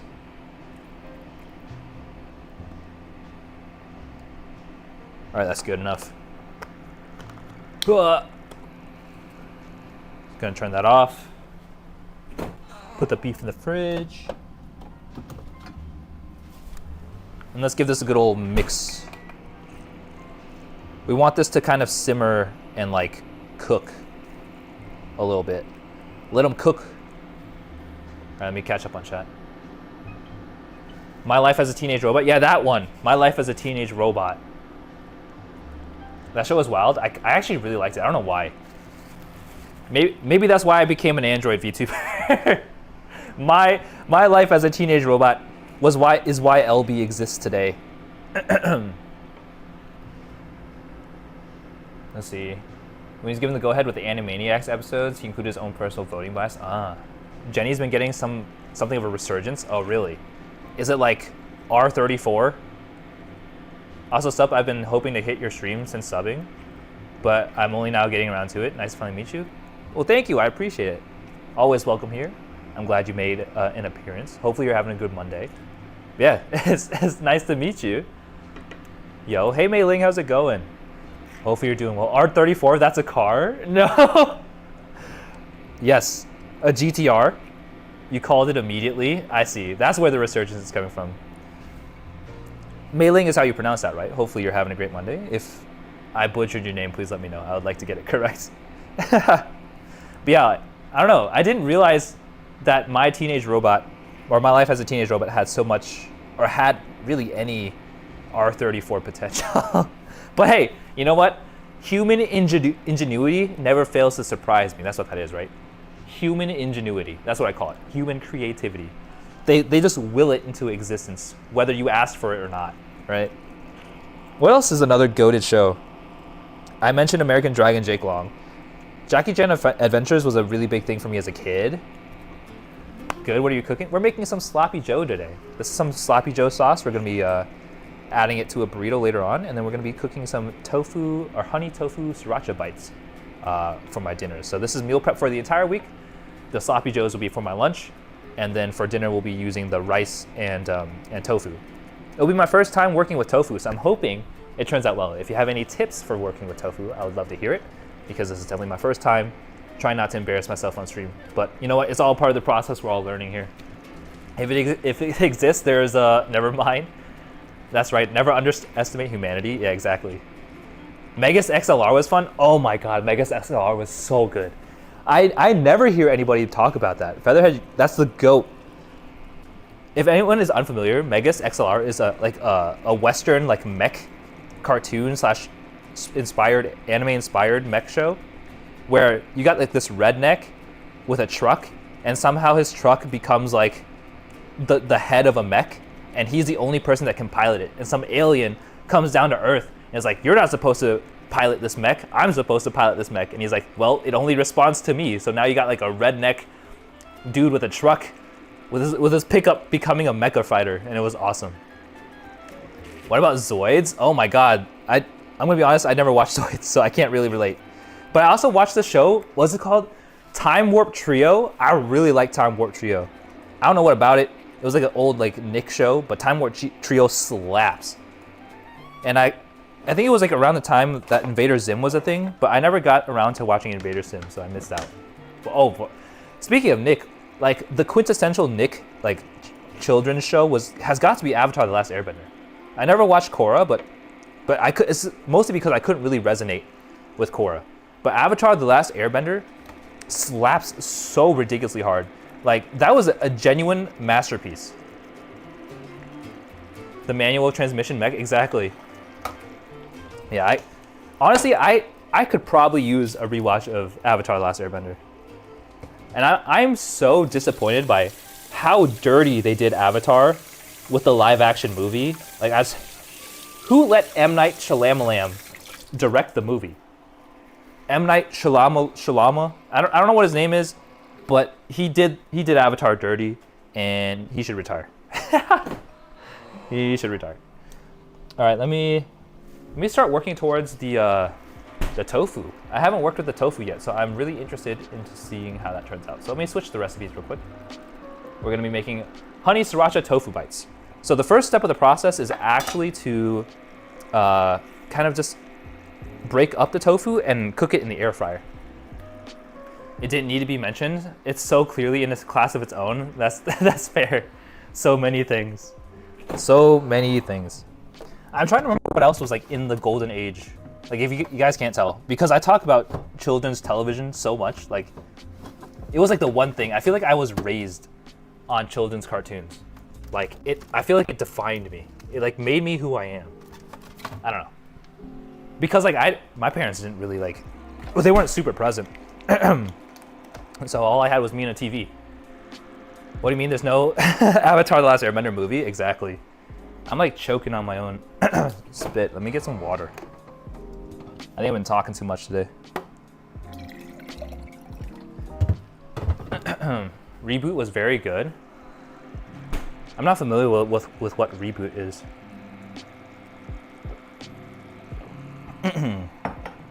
All right, let's try to figure out how we work with this tofu. I'm going to get the air fryer basket out. I think I may need to clean it out a little bit. So we're gonna give this air fryer basket a rinse.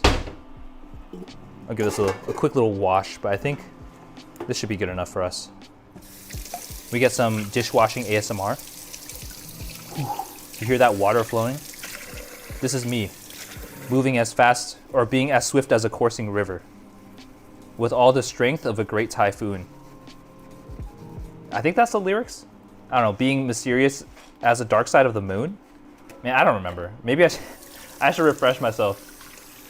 Reboot was a Canadian early 3D animated show. Oh, kind of like Code Lyoko?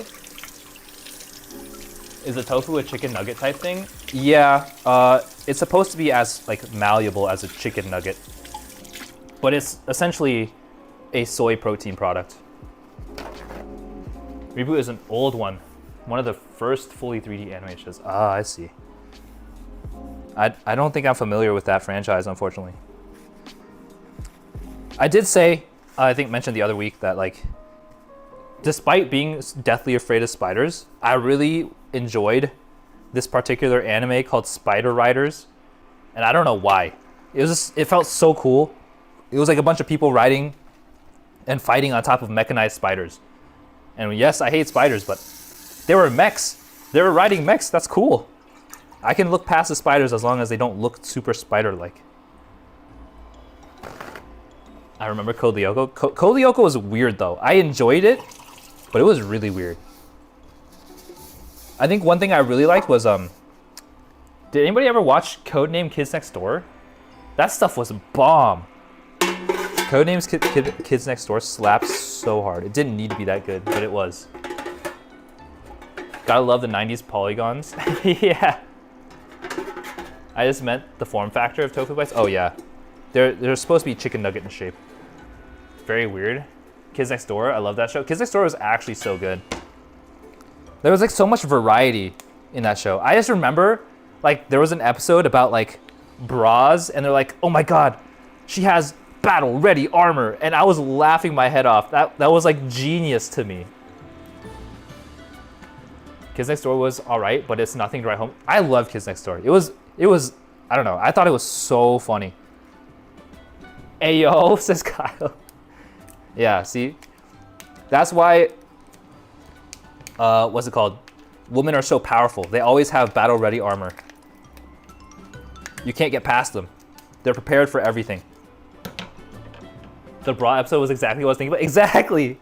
And there was this one episode where like number 4 went like Super Saiyan. He got like insanely long hair. I don't know. There's like so much like references to pop culture.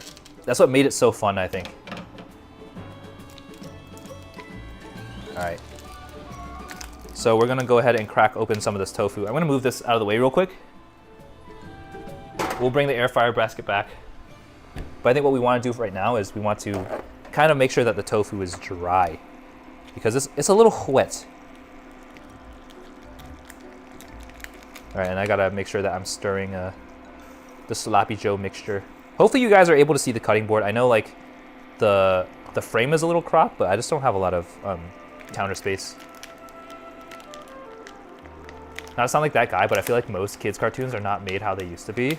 No, I agree. I think it's just like the landscape has changed a little bit. Cause like I do watch some of the recent stuff. Like I think the most recent thing I watched was Adventure Time. I actually really liked Adventure Time. I think the landscape has just changed. Because I think a lot of the older shows, they explore a lot more themes. There we go. I expect our memory filters out the bad ones a bit too. Yeah. I mean, everything is with rose-tinted glasses, right? Because like, this was the stuff that we grew up on. It's like our heyday. Times have changed for sure. Oh, absolutely. I'm trying to think what else. Like for cartoons and whatnot. Like I remember watching Shaolin Showdown. It was like a little yellow man named Omi. And they had like a bunch of like cool like gimmicks like the Mantis flip coin. And I love that stuff. I love gimmicks like that. I always had fun with those. Oh my goodness, I must be dehydrated or something. But yeah, Shaolin Showdown was good. There was a lot of shows. Like Toonami was like, for me, was like my introduction to anime, really. Like outside of Pokemon, like Pokemon's like a given, right? It's on every Saturday morning program. But like when I started watching Toonami is when I got exposed to Naruto, and that kind of changed everything for me. Like Naruto, like in my heart of hearts, is the reason why I really got into anime to begin with. It's just like I had never watched anything like Naruto before, and it was in the era where like watching anime was like absolutely clowned on, and unfortunately for me, I was that guy who I was that guy. You know what I'm talking about? The dude who Naruto runs in gym class. That was me for like a solid year. And you know what? I think I got clowned on pretty hard, but I think it was pivotal for my growth, okay? I learned to be closeted after that. But now, the day of reckoning is here. Anime is mainstream. Toonami and Adult Swim? Yeah, exactly. I think Adult Swim had like Bleach, I think it was. Did the camera just glitch out for anyone else? Oh no, did it mess up? I grew up around people who loved anime. Oh, I wish I had that. No, I was absolutely clowned on. But that's okay. It was a harsh lesson, but a lesson indeed. Chuni Elementary, exactly. It was me in middle school running around the gym thinking that by sticking my hands behind me, I would increase my aerodynamics and I would get a better mile time. Nothing could be further from the truth. It is so bad for your posture. I should rewatch Inuyasha at some point. I actually never watched Inuyasha. But I mean, it has such a cult following. I feel like I should watch it. Like, I think out of this old stuff I need to watch Cowboy Bebop for sure. I need to watch Yu Yu Hakusho. Yu Yu Hakusho? I don't know. One of those is pronounced the right way. And then Inuyasha. And then I think, isn't Bleach having a resurgence right now with like the 1,000-year war arc or whatever? The 1,000-year Majigi? I'm not too familiar with it. Another cartoon was Gravity Falls. I actually never watched Gravity Falls, but I've heard so many good things about it. Is it a horror? It sounds like a horror.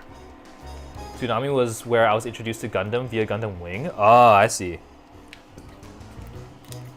Also, for some reason, like, a lot of people clown on like Digimon Tamers, the ones where the actual like people turn into Digimon, but I think that was like the one I really grew up on. So I was obsessed with the idea of like merging with my Digimon partner. But apparently that's like the worst Digimon there is. So, you know what? I'm biased because that's my exposure to Digimon. Inuyasha was big when I was in elementary school? Ah, I see. I think I missed that wave. It's a mystery? Ah, I see. Well, that's good. I was concerned it would be like a Courage type show, or, you know, Grim Adventures of Billy and Mandy. Like those horror-esque shows, like they really throw me for a loop. Okay, so I think this tofu is relatively dry. We'll give the Sloppy Joe another mix.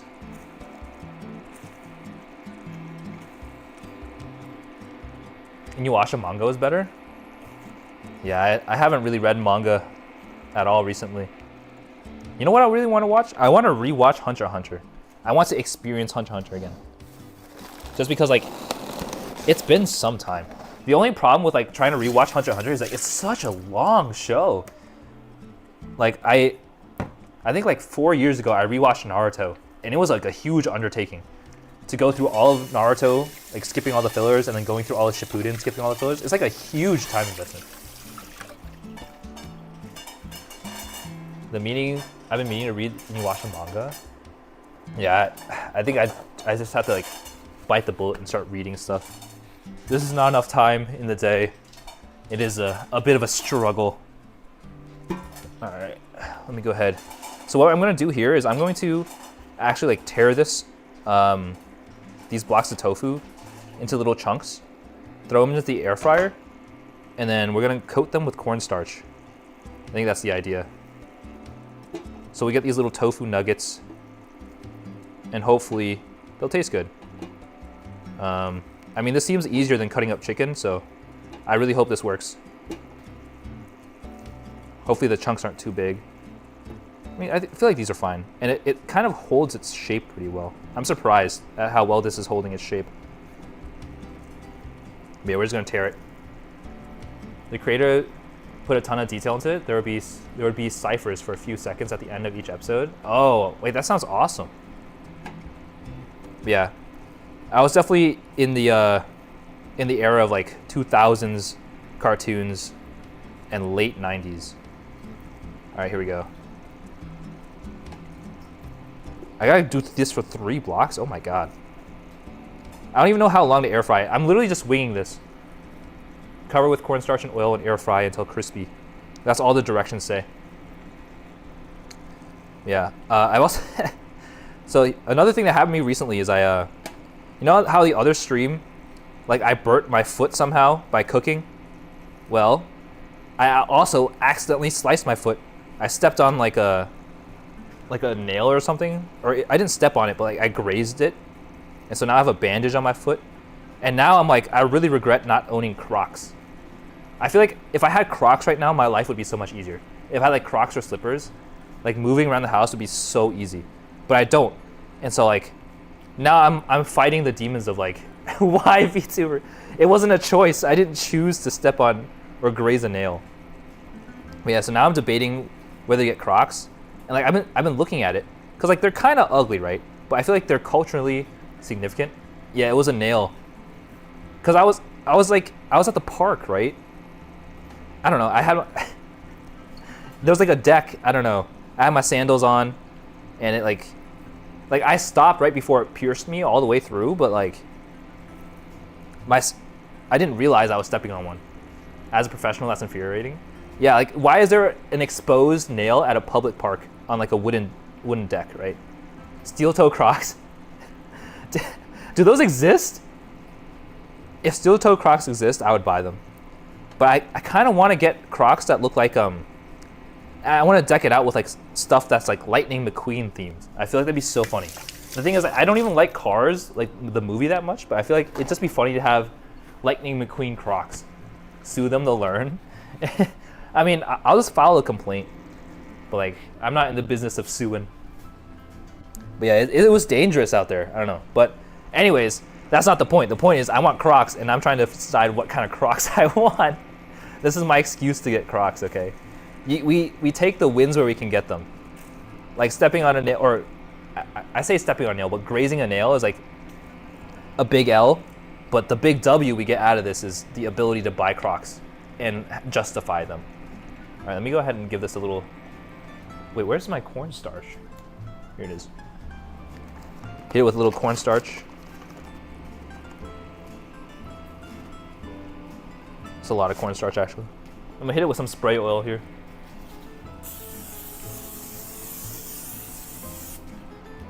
And I guess we'll just like shake it up. And this is a lot of tofu. This should definitely last me through the week, I'm pretty sure. Hit it with some more cornstarch. Hit it with some more oil. Not mass produced as far as I know, but multiple people have made themselves a pair. Oh, I see. Yeah, it might be a lot more work than I anticipated, huh? All right. Should I add seasonings to this? I don't know. We're just winging it.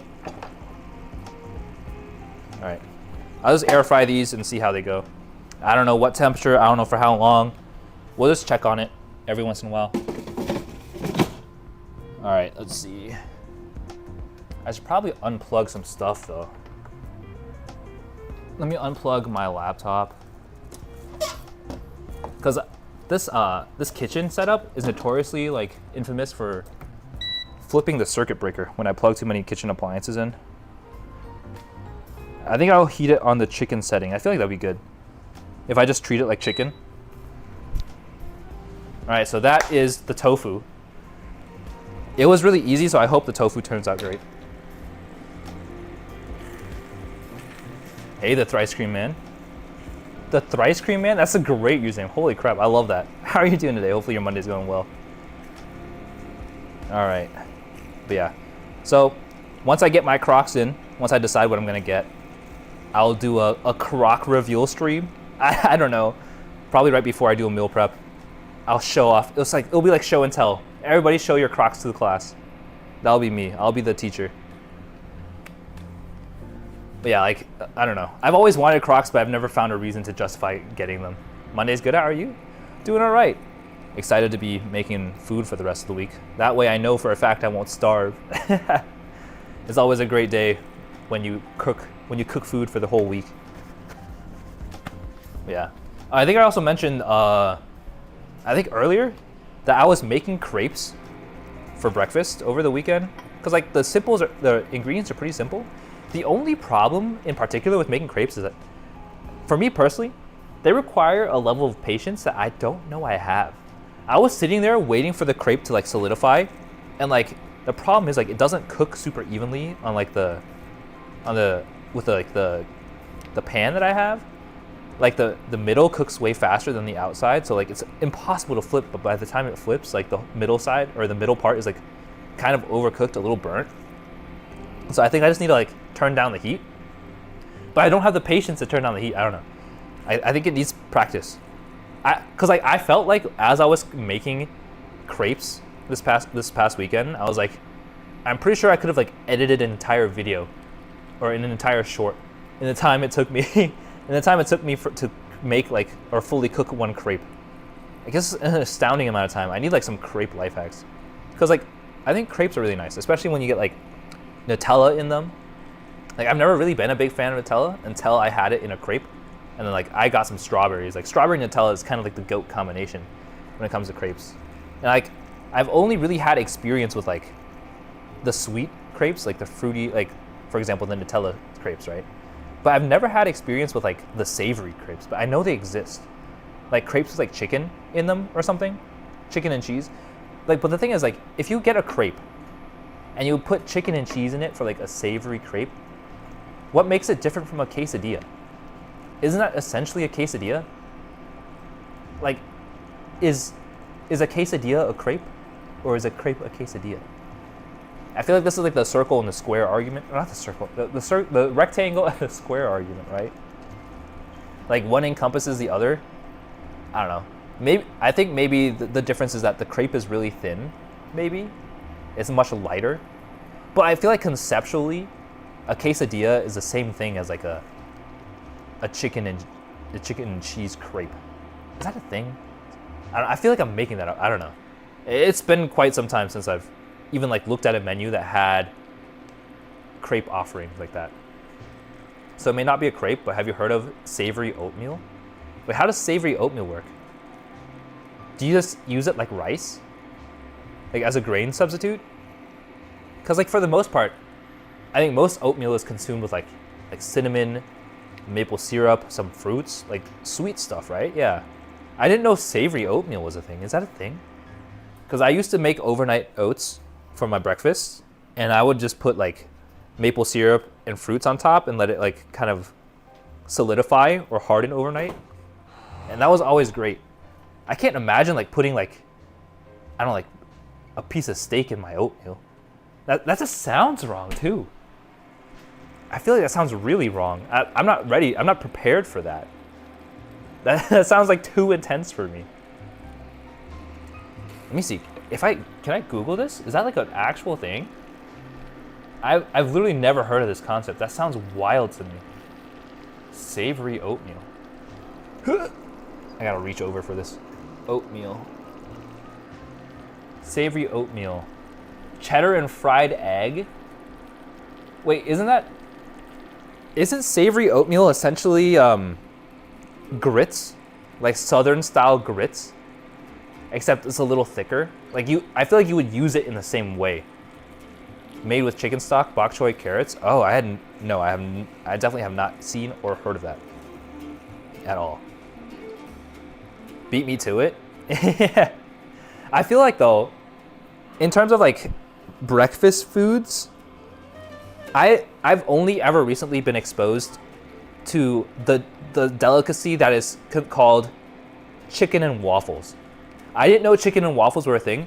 I had it, I think, the other month when I was hanging out with a friend, and I was absolutely blown away. I'm like, how could chicken and waffles be any good? Like, in my head, the combination sounds wrong. Because for chicken, I eat it with like ketchup, barbecue sauce, I don't know, like, or like you have heavily seasoned like a rotisserie chicken, right? I'm like, how does waffles fit into this picture? And then like, I saw them bring it out, and my friend was like eating the chicken and waffles, and he was pouring maple syrup on everything. I'm like, since when do people eat chicken with maple syrup? I was like absolutely dumbfounded. Like I couldn't comprehend eating something like so sweet with my chicken, but I tried it myself, and I was blown away. Like the contrast between the sweetness and the crunch of like the chicken breading with like the fluffiness of the waffle is a combination that I feel like transcends human comprehension. It just tastes good. It's just good. I didn't even question it anymore. I didn't ask myself how this worked, who discovered this, or why this is even possible. But it was incredible. I was like, this is an out of body experience for me, and I think ever since I've been craving it like every week. And so I discovered that IHOP, like it's not the greatest, but IHOP has a version of chicken and waffles, and I've been getting that for like the past 2 weeks. This is because this massive discovery of chicken and waffles has I felt like it's changed my life. Chicken is a meat meant for everything. That's also true. Chicken is so adaptable, but I just couldn't comprehend chicken in like a sweet capacity. It's like fries with chicken. I mean, I guess, but like you don't dip your French fries in like maple syrup, do you? I guess you can dip it in honey. Yeah, it's like chicken and honey. Same thing. Well, the thing is, I've never really eaten chicken with honey before either. It was a very new concept to me. But I like it. I like it. Maybe I should try a chicken and waffles thing. The only problem with chicken and waffles is that like, I really don't like deep frying stuff. Like, it's just messy. it takes a lot of work, and the cleanup is horrendous. I hate doing it. It's like not fun. Like if I can air fry it, I'll air fry it. Maybe I can do like an air fried chicken and waffles one day. That might be something I might do. I should do like a breakfast platter stream. Like I'll make some crepes, I'll make chicken and waffles. I don't know, I feel like making breakfast, because I don't usually eat breakfast, right? Like when I make breakfast, I eat it for lunch. But I feel like it'd be a great opportunity for me to like, I guess, expand my cooking repertoire. Because I don't eat breakfast, I rarely attempt to make breakfast food. Like I never make bacon, you know? Like I never really make eggs unless I'm making something soft boiled for like ramen or something like that. I dip my fries in chicken and maple. I didn't know people did that. Plus it fights back. Wait, what the heck?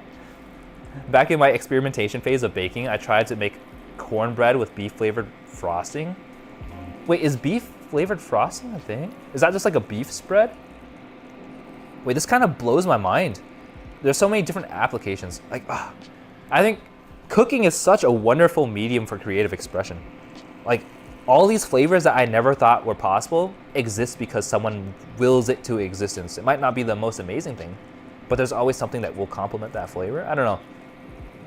This is like philosophical LB speaking, but cooking is great. I'm so glad I picked up cooking.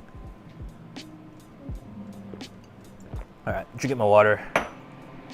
Honestly, I think the thing we're really waiting for now is like this Sloppy Joe mixture to kind of like reduce. I'm really curious to see how well the tofu does in the air fryer. Keyword tried. I see. Was it not that good?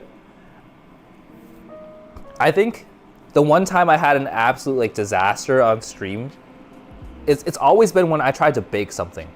Like for some reason I can cook like an actual meal fine, but when it comes to baking, I feel like I lack some sort of fundamentals. Like baking is like a whole different science to me, because I tried to make snickerdoodle cookies, they came out really bad. I tried to make Rice Krispie treats. Like that should be super easy. Like there's like what, Rice Krispie cereal and marshmallows. Like the ingredients are so simple, and I still messed that up somehow. It didn't taste good at all. And I don't know why. Like every time I try to bake, it's not good. I think I genuinely suck at baking stuff. It wasn't. I tried and most definitely failed. Oh no. Well, I'll learn from your mistakes. I will definitely not try. I won't try that. Thank you for the heads up. Yeah, now I'm trying to think like, there's so many ways in which I can expand my cooking, right? Like, I know Mercenary wants me to give soup a try. I haven't done soup yet. I haven't done curry yet. I don't know, there's so much I could try. Oh shoot, I forgot. I need to be making rice. What am I doing? All right, time to get out the rice pot.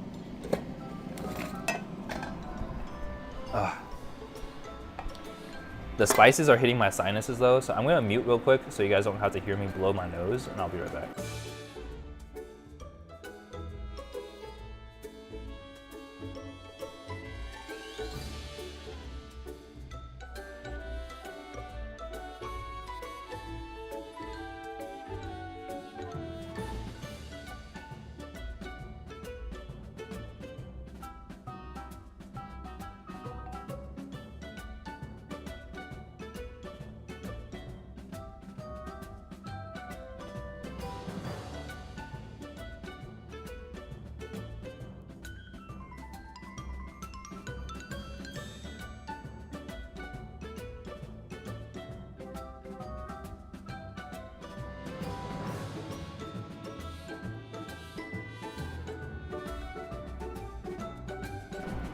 Okay, blowing your nose into not a tissue is like the worst thing in the world. I've like scraped up my face because I didn't have a tissue on hand, so I blew my nose into a paper towel, and like it was so painful. Why is it so painful? Why has it gotta be like that, you know? It sounds illegal. Cooking is an art, baking is a science. Ah, I see. It's like a whole different skill set, I feel like. Like if you're good at baking, that doesn't necessarily transition to being good at cooking, and vice versa. Because I know there's like a TV show, an entire show about it, right? Like, what's it called? Like the Great British Bake Off or something? Like that's a whole show dedicated to just just baking. All right, I need to get a cup, a measuring cup. I found one, but I gotta wash it first. Get some more washing ASMR. There we go. Give this a quick rinse.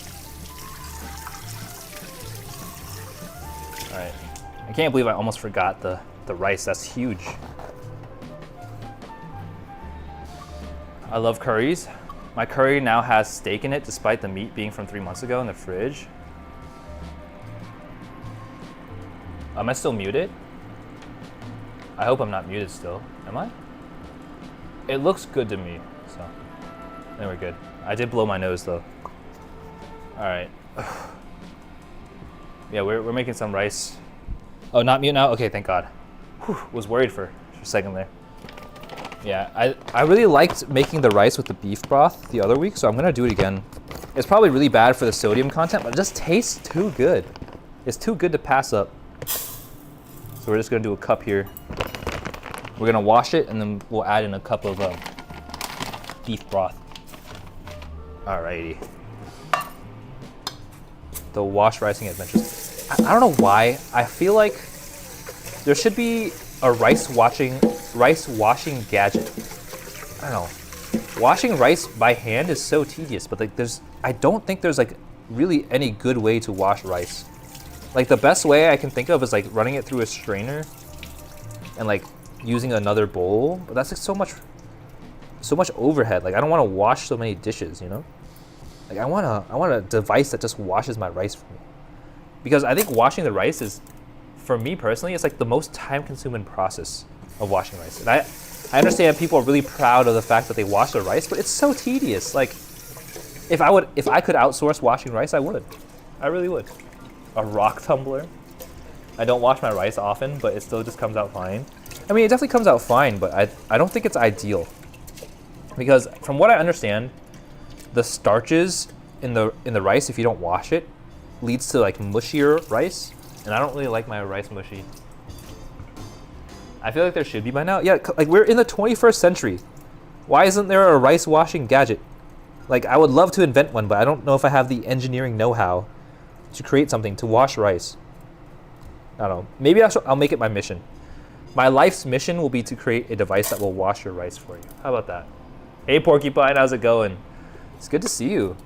Glad you could make it to the stream today. Hopefully your Monday's going well. As you can see on screen, we are bringing back the sloppy burrito. But in addition, we are making some tofu bites, which is a new addition. I've never really worked with tofu before, so I'm excited to see how this goes. It looks like the sloppy joe has been reduced by quite a bit. I'm gonna drop down the heat a little bit and let it simmer. Or I guess kind of rest. Yeah, we'll let it rest a little bit. The inventor tuber, yes please. Yeah, IRL, inventing the rice washer and then patenting it. Buying a factory and mass producing it on stream. Now that's content. I'm drifting into unconsciousness now. Please lull me to sleep with your blender. Not the blender. I haven't pulled out the blender in a couple streams. Maybe I should. I'll pull out the blender just for Featherhead. Looks nice. Thank you, thank you. Yeah, I'm really stoked for more sloppy burritos. Here we go. All right. I think the rice is plenty washed. I'm gonna go ahead and put in some beef broth. And that should be it for the rice. Live on stream, exactly. From start to finish, someone can copy everything I do and beat me to creating a patent for the rice washing device and then make me bankrupt. They'll become rich off of my work. Peak. This is the age of the internet where you can steal things in real time. That's how that works, right? All right, there you go. What is that? There's like a chunk of something in here. I'm gonna take that out. All right. I'll rinse the measuring cup.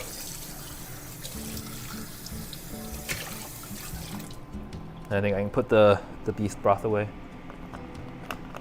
Alrighty. Here we go. Let me get all that in there. Whew. Perfect. And now all there is to do is put it in the rice cooker. The only thing is I don't want to put it in the rice cooker just yet because I have like 3 kitchen appliances plugged into the kitchen island. And so I'm gonna wait for one of them to finish before I start another, just because I don't want to flip the circuit breaker. So the rice will be delayed ever so slightly, but that's okay. It's all part of the process. Yo, but then you can hit them with the copyright laws because it's by uploading, it's copyrighted. That's true, that's true. I can do like actual evidence that I actually invented the product. I have I mean, it's not necessarily a paper trail, but it's essentially a paper trail of everything that transpired. And in the age of the internet, I think being on the winning side of the court of public opinion matters a lot. There we go. All right, should I start folding torpedoes? I don't know. This is like kind of thick enough, I think. I don't know if it needs to reduce anymore. All right, it's time to bring out the burritos. We'll do it live. Let me wipe down this cutting board real quick. And that's why LB puts pineapple on pizza. Is that my villain origin story? Oh my goodness. Here we go. All right. Now that we're making burritos this week, you guys know what it is. It is time for the triumphant return of the aluminum foil. LB branded aluminum. All right. I don't know if this is thick enough, but we'll wrap it up anyways.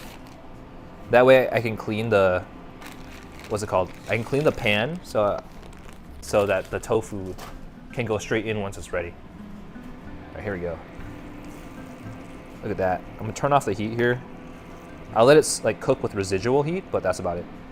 I think I want a spoon. I think using a spoon will make my life easier. Like a big spoon. Like not quite a ladle, but big spoon. It's like me IRL. I want to be the big spoon, but it's not always feasible. Here we go. The spoon. The spoon of chaos. All right, throw some schmeat on there. Look at that. It's a little wet.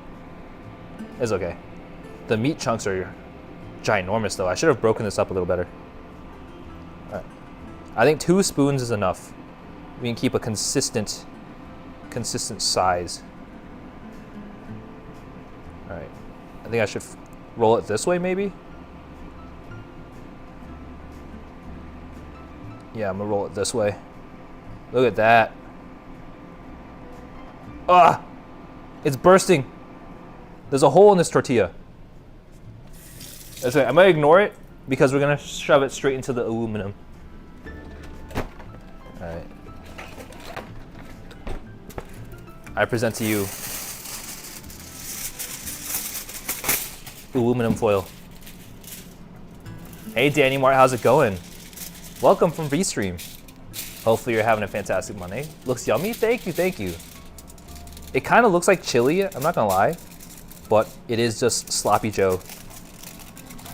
I'm honestly fully convinced that putting the sloppy Joe like mixture into a burrito is a far superior experience than putting sloppy Joe into a like a burger, like burger buns.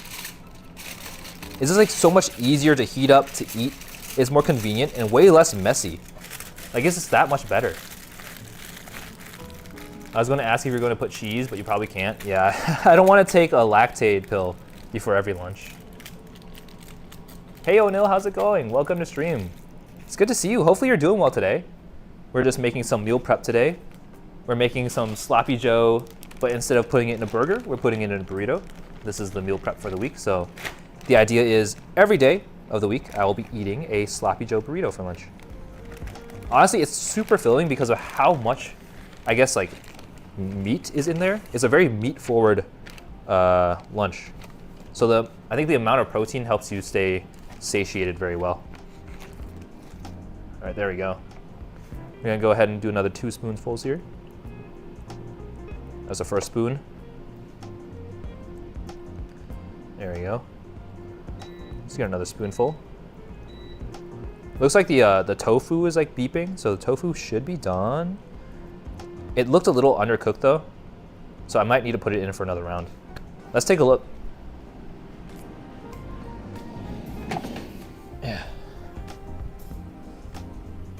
Yeah, so this is what I've got for the tofu. It doesn't really look that crispy right now. I mean, to the touch, it's pretty crispy. Oh, actually, whoa, this is really crispy. I need to break it up though. Let me move this out of the way. Oh shoot, I made a mess. Ignore that. We're fixing it. If it isn't cursed, Easy Mac, it isn't worth a lactate pill. Exactly. Daishima knows what's up. I'm doing well today, just came to support you. Thank you, I appreciate it. It means a lot, so I appreciate you popping in. Stuck to the pan, yeah, it seems a little stuck. It's not really stuck to the pan more than the tofu is actually stuck to itself. So we're gonna actually try to break it up with some chopsticks. Let me get my chopsticks over here. There we go. So I got my chopsticks. We're gonna try to break this up a little bit because the tofu is sticking to itself, so there are like some sides that aren't really crisped up. And we'll throw it in for like another 5 or so minutes, I think. Like, cause some of these are really crispy. So the cornstarch mixture really works. It's cornstarch and oil. Yeah, it's like it has adhered to itself a little bit. So we want to make sure that it can move around and roll around freely. Yeah, look at these big chunks. There we go. Man, this is the first time I've worked with tofu. So far, I'm pleasantly surprised. Like, it's been fairly easy to work with. Like, this is really a fault of my own because I overcrowded the air fryer. And I mean, I expected this, but I didn't expect it to come out so crispy. Like, this stuff looks good. I might be eating tofu more often just because of the ease. Look at that. Perfect. Okay. I'm gonna pop this back in for another couple minutes. And I think our tofu should be done. All right. Let's do for 5, or let's do 6 minutes. There we go. Air fry on. We'll continue wrapping our sloppy burrito. Tofu is delish. I like them crispy. Yeah. They're really good crispy. Well, that's like the texture I'm looking for. Hey, Schwaltz. Wait, Schwaltz, you're on V-Stream? Let's go. How are you today? Hopefully you're doing well. It's good to see you. Hopefully your Monday's been fantastic. What are you cooking? Looks good. I'm making a Sloppy Joe burrito. So it's essentially a Sloppy Joe like mixture, but instead of inside of 2 hamburger buns, it's actually just inside of a burrito. And we have it wrapped up in aluminum foil here. I'm hungry. Honestly, me too. Every time I cook, I get hungry. All right, I think these burritos are a little small. I think I need to put more meat into them. You making good food? I'm salivating. I'm sorry. If you want some, you can come by. I'll give you some. For sure. We don't gatekeep here. Eat what you like. All right. Another tortilla. I'm gonna try to push the limits. We're gonna go for 3 spoons. Let's see how that goes. So that's 1 spoon. I gotta get this down to a science. Go to 3 spoons. I just have so much meat. Lord Theo. Dang, you got me hungry. Hey, welcome back to stream. Hopefully you're doing well today. Honestly, I'm just really stoked to be making this again because I enjoyed the sloppy burrito so much last week. I needed it. I needed to have it this week. And like, it's not too terrible to make. Like, it's a little involved, but it's not like the end of the world. All right, I feel like 3 might be too much, but it's okay. Oh, 3 is for sure way too much. Let me take a spoon out. 3 is so much meat. Oh my God. Is it spicy? It's I think it's more sweet savory. I didn't add too many spices. I have a pepper in here, but it's like a nice little kick. It's not super spicy. All right, here we go. Let's do this. And then we'll roll it up like this. There we go. That's another burrito. Another piece of aluminum. When I burrito these, I add shredded cheddar, fried onion crisps, and sometimes make rice fries. Makes it a real meal to go. Oh, that sounds great. I wish I could add cheese, honestly. I think cheese is like a really nice touch, but unfortunately I'm in the position where I am lactose intolerant. So it's not as convenient for me to add cheese to something. Here we go. All right, that's 3 burritos. And I have to check on the air fryer, give it a little toss. There we go. Back in. I'm getting so good at multitasking. I'm like actually super surprised. All right, because we're almost through this like the sloppy burrito, and then all we have left to focus on is the honey sriracha tofu. Do you like onion? I like to add onions for extra crunch. Yep. No, onions are great. There's actually onions in here. It's onions, peppers, and beef. Marble cheese is lactose free? Wait, is it really? Wait, are you sure? I didn't know that. What? Honestly, there's a cheese that I've been craving recently. Like, I usually don't get like cheese cravings, but I've been craving what's it called? It's made from like whey. I think it's feta. Is it feta cheese? I don't know what it is. See, I don't even know what I'm craving, but I know the taste of what I'm craving. There we go. 2 spoons. I'm gonna go roll this one up. Flip it this way. There we go. That's the 4th burrito. Ricotta? Yeah, that's the one, ricotta, not feta. Ricotta, that's the cheese that I've been craving. I really like it in like, what's it called? Like the ravioli. It's not like gnocchi, but it's like encapsulated in that little like, yeah, I guess it's ravioli. I'm really been craving that lately. I like ricotta mostly because of like the texture. The texture is so nice. It's a little grainy. Like, I'm a huge fan of it. All right, time to roll this up. There we go. Ricotta lasagna is boss? Exactly. Ricotta and lasagna is so good. Like I wish I could eat more lasagna. The only problem I have with lasagna is like, it's so calorie dense. There's so many calories in lasagna. It's like, it kind of blows my mind. Like I have to be really careful because I can get carried away. I could probably demolish an entire lasagna in no problem. Like I wouldn't even bat an eye. And that's probably really bad for my health. All right, that's just 4. I think we can do one more burrito. We'll see. Yeah, we might be able to do one more burrito, it looks like. Here we go. Right in the middle. Do another one. Oh, I'm so stoked. The burritos are already done. I mean, we did hit like 10 o'clock, but then all that's left is like the tofu and the rice. And I feel like the tofu won't take that long to make. All right, here we go. Plop that in there. Yeah, so it looks like roughly 2 pounds of ground beef gives you, I think, 5 burritos worth of sloppy burritos. There we go.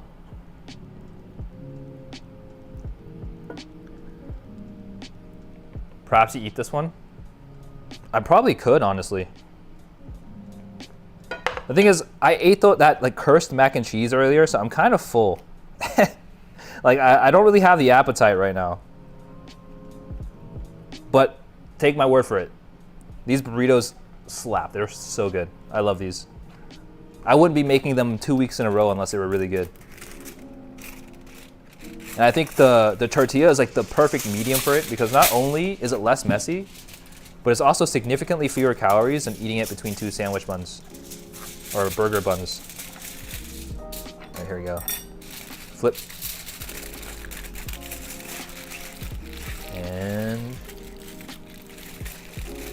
rotate. There we go. That is 5 beautifully wrapped burritos in aluminum foil.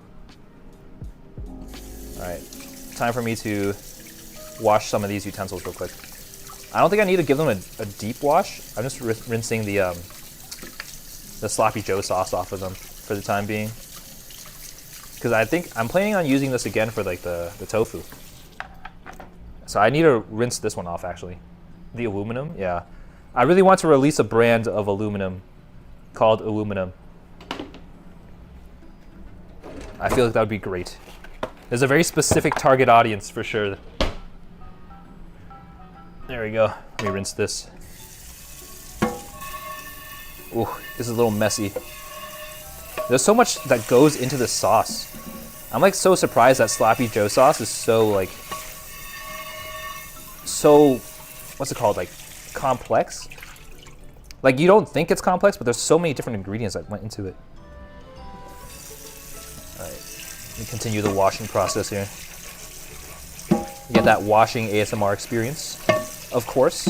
Your weekly ASMR. There we go. And another.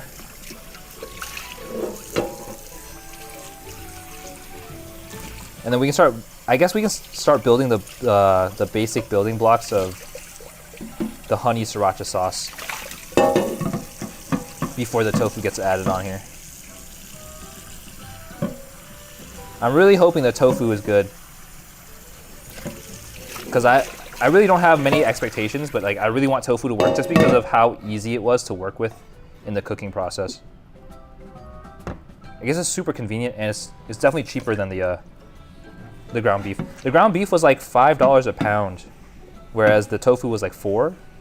I mean, it's not that much of a difference, but I mean, in terms of like ease of working with it and like, I don't know, the packaging was just so convenient.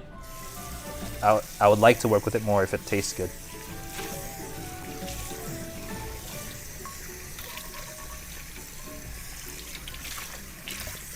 Alrighty.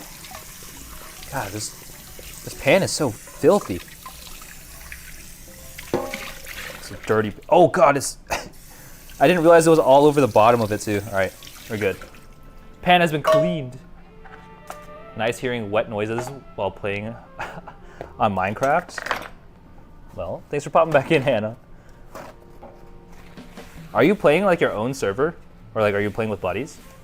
If you ever want to try the untrodden path, substitute sloppy Joe powder and tomato paste instead for red curry bean paste. Oh, I actually didn't use sloppy Joe powder. We used it was mostly Worcestershire sauce, ketchup, and beef broth. But yeah, I should probably try it with curry. I feel like that'd be really good.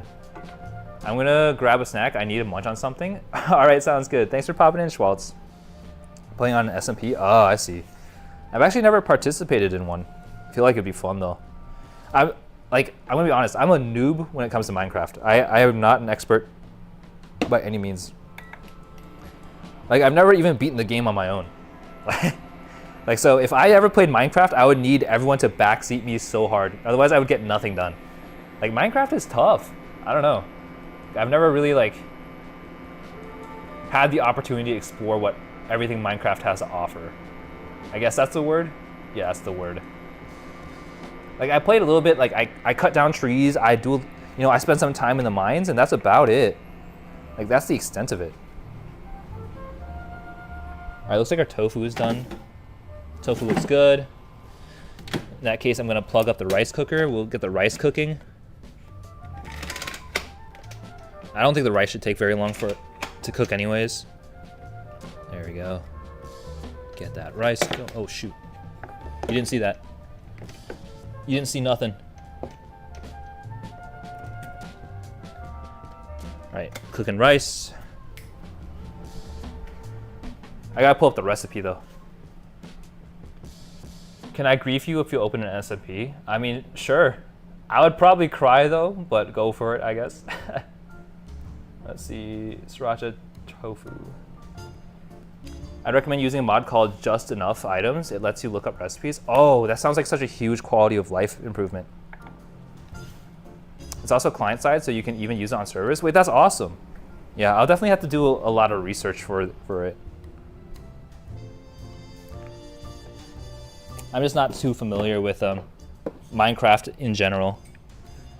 But yeah, I feel like there's so much potential with Minecraft. Like so many mods that you can use. Like I feel like it'd be really fun. Like I can create an experience that's like unique to me or that really interests me, and I feel like that'd be really awesome to have. Alrighty. Let's set this on 2, I think. And we're gonna need soy sauce, rice wine vinegar. Oh shoot, I gotta mix up sauce. All right. The sauce attacks again. Your kitchen gadget's looking a little boring, needs cute designs. I wonder how you can make kitchen gadgets look spicier. I'm not really sure what that would entail. All right, we need 4 tablespoons of soy sauce. Let me get the measuring scale. 4 tablespoons. So 1 tablespoon is 15 grams. So times 4, that's 60. We need 60 grams. That's right, LB can do math. I have a built-in calculator. That's 60. Then we need 2 tablespoons of rice wine vinegar. I've got that too. I have rice vinegar. It's not really the same, but that's okay. This is 2, so 30 grams. 30 grams of this stuff.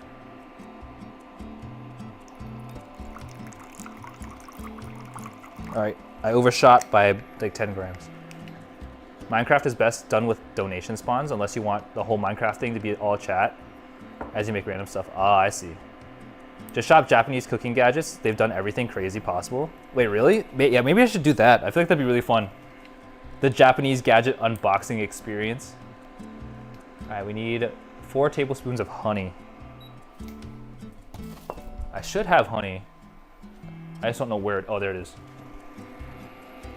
4 tablespoons? What is that? 80? It says it's 80 grams. Oh my God. That's a lot of honey. All right, we'll go with 80. It's gonna be tough to mix up, I think. All right, that's 80. 2 tablespoons of sriracha. I got that though. I for sure have that. 2 tablespoons, which is 30 grams. This is an interesting sauce. Like the ingredients aren't even that bad. Like I had everything in the house. And I guess the sriracha gives it a little spicy kick. Here we go. And then what's next? A clove of garlic. I got that. I got the minced garlic. We'll use the minced garlic here. From the infamous pre-jarred garlic. I think I just used a spoonful. All right, here we go. We use a spoon. That should be enough. And I think that's everything we need for the sauce. I think the problem is, or like the issue will be trying to get the honey to mix in with everything else. But honestly, like this is it. Like this, the rice and then this sauce with the tofu. Sriracha is really expensive from climate change right now, so what you did was a certified flex. Didn't Sriracha, like the OG Sriracha company, shut down? Like they don't exist anymore, I don't think. Yeah, I have like that, I have the store brand stuff, so it's not, it's whatever I had available. I didn't know the price of Sriracha would go up though. That is definitely news to me. I would like to get into the origins of Sriracha. I think that'd make a good video. Also, I'm pretty sure it's already been done though. All right, here we go. We're gonna go ahead and pour our immense amount of tofu and overcrowd the pan here. Look at that. That is 4 pounds of tofu, or not 4, that's 3 pounds of tofu. I'm gonna try to break it up a little bit. And then with that, I'm gonna try to pour in the sauce. That company shut down a while ago until restructuring has taken place. I see.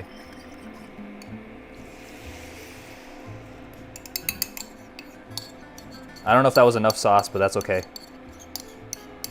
If we need more, we'll make more.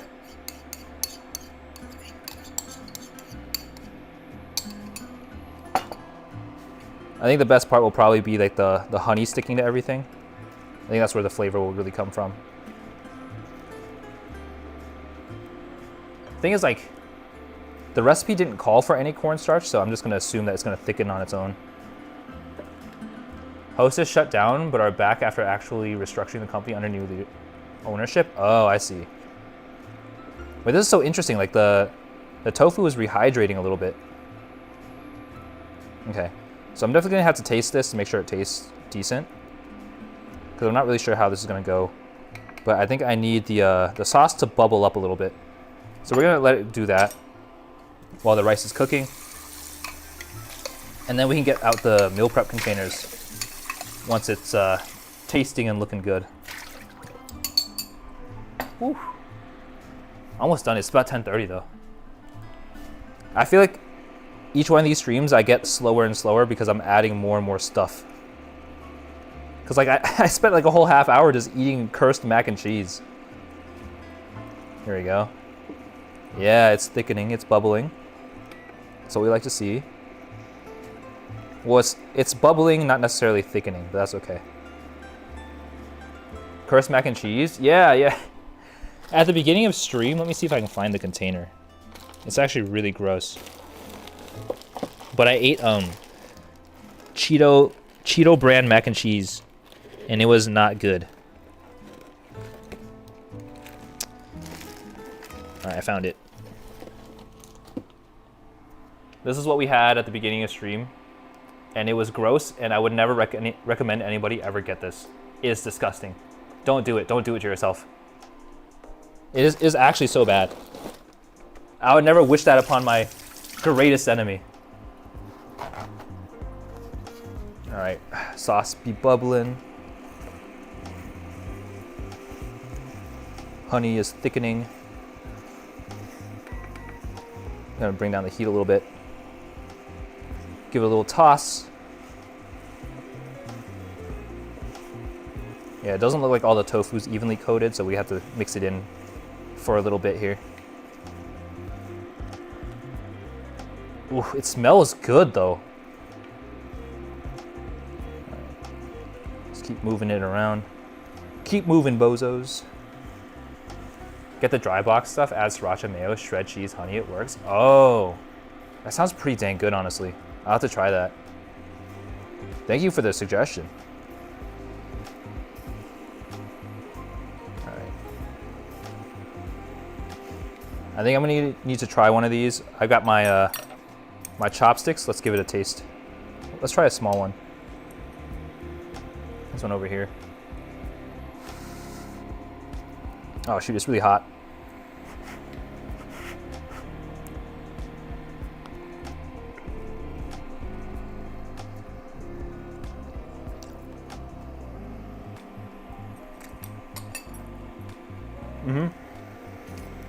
Okay, the sauce is good. The tofu is okay. It's like, it's not as good as chicken. But honestly, I think with rice, it will be very manageable. And considering how much more convenient it was to work with than chicken, I might try to work with tofu every week. Try to figure out a way to make tofu taste better and better.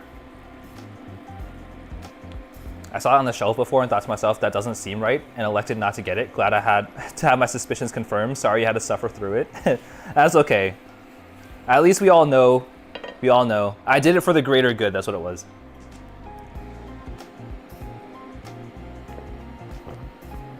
With meat, it's manageable. Yeah, I mean, it's manageable. It's just, I think, a little more inconvenient to work with. All right, perfect. So tofu's ready. I think the only thing we're waiting on now is the rice. We started the rice a little late. Looks like it's still cooking. But that doesn't mean we can't portion out the tofu at the very least. So let's get out our Tupperware and start portioning things out for the week. I think I did make too much tofu. That's the thing. I got 3 blocks. I think 2 blocks of tofu would be sufficient. But we'll give it a shot. Here we go. Let's just throw some of our tofu in here. Let's just try to fill up this like extra compartment with some tofu. At the very least, it's like pretty high protein. Like this is a pretty good recipe as I work towards the, what's his name? Choji Fushiguro build. I want to spec into the mussels build. All right, that's one. Let's do another. Here we go. This is a lot of tofu. Good God. Yeah, I think 3 blocks of tofu might have been a little overkill. Because I only bought two pounds of like ground beef. And I bought 3 of just tofu alone. Alrighty. Add some more. And I can probably go in at the end after I portion out the rice. Because we definitely have some excess tofu that we can work with here. I mean, at the very least, I'm gonna have very filling meals this week. That's a given. I think for the tofu, I think I put it in the air fryer for a little too long, I think. It's a little like too crispy on the outside in contrast with like the soft interior. The contrast is like unnerving. It's like not something I'm used to. But at least I can identify it and I can make an adjustment for the next time, which shouldn't be too bad. Alrighty. So we've portioned out these. Let me go ahead and move some of the burritos to the fridge, I think. I'm gonna toss a couple in the freezer. I think I'm gonna toss 3 in the freezer and I'll leave 2 in the fridge. There we go. So these 3 will go in the freezer. And I'll take them out as I run out of the ones in the fridge.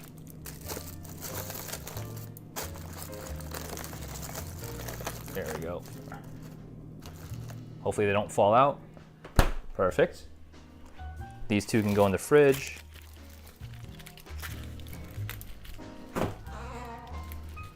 I'll put them over here.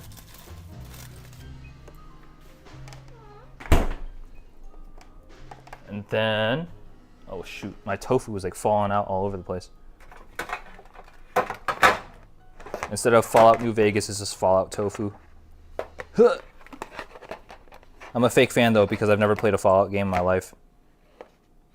Uh-oh. All right, we're good. They're now balancing on top of each other. Gotta keep an eye on that rice. Is it steaming yet? Looks like it's done. Perfect. So we're gonna pull over the rice. And this should be the final stretch. Dun dun dun. Let me get this cutting board out of the way though. Rice cooker.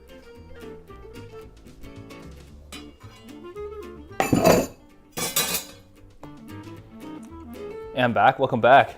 Tofu glazed with teriyaki sauce. It's tofu with honey sriracha sauce. It's actually really good. I'm pleasantly surprised by how good it is. I say a fish burger. Oh, that sounds awesome. You're making me hungry now. All right, we're gonna just put some rice into these. The rice is brown because I cooked it in beef broth because it tasted so good last time. Looks nice. Thank you, thank you. Ooh. Let's go. Yeah, I don't think I made enough rice. I don't think a cup is enough. It's not enough. That's okay. I have a ton of tofu. It's very much a tofu forward meal. And honestly, last week I didn't have a lot of rice in my chicken like teriyaki anyways, but it was still really good. Like the chicken was just so filling.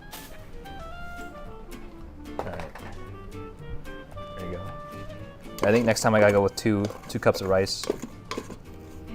Still getting the ratios down. Here we are. That should be all 4 meal prep containers for the week. And unfortunately, this is a week where there's no vegetable in sight, but that's okay.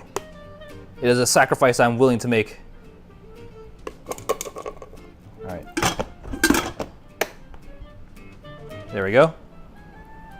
And that is meal prep for the week. Let's go. I'm kind of stoked that we finished before 11. We made it to like 10:30. Not terrible, I'm gonna be honest. And then we can finish portioning out some of this tofu here. Get a little bit of extra protein for these meals throughout the week. There we go. This is where most of the satiety is gonna come from anyway. It's not really the rice. The carbs only exist to slow us down. There we go. Alrighty. Oh, where'd my chopsticks go? I'm just gonna eat this tofu. Yeah, that's good. I think next time for sure, I need to go with smaller chunks of tofu. The big chunks are a little overwhelming.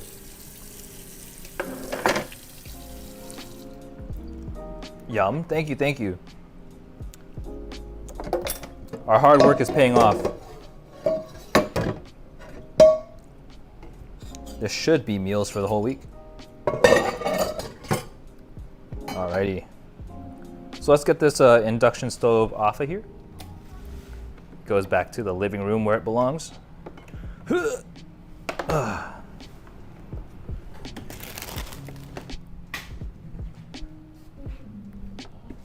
And then we'll close off some of those Tupperware containers, and then we can wrap up for the night. Alrighty. I'm like knocking everything over. Here we go. Look at that. 4 delicious meal prep containers to eat for the week. It does look a little brown, but that's okay. We're not here for color, we're here for flavor. This is called Flavor Town. All right, let me get some of those Tupperware lids. And we'll cap these off. Here we are. For the crunch, exactly. We live for the crunch. There we go. There's another one. That's 2. 3.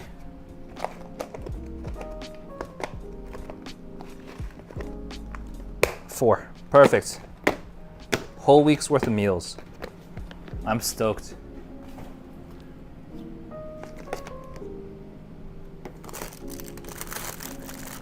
Do this. One of these will go in the freezer. The other 3 will go in the fridge.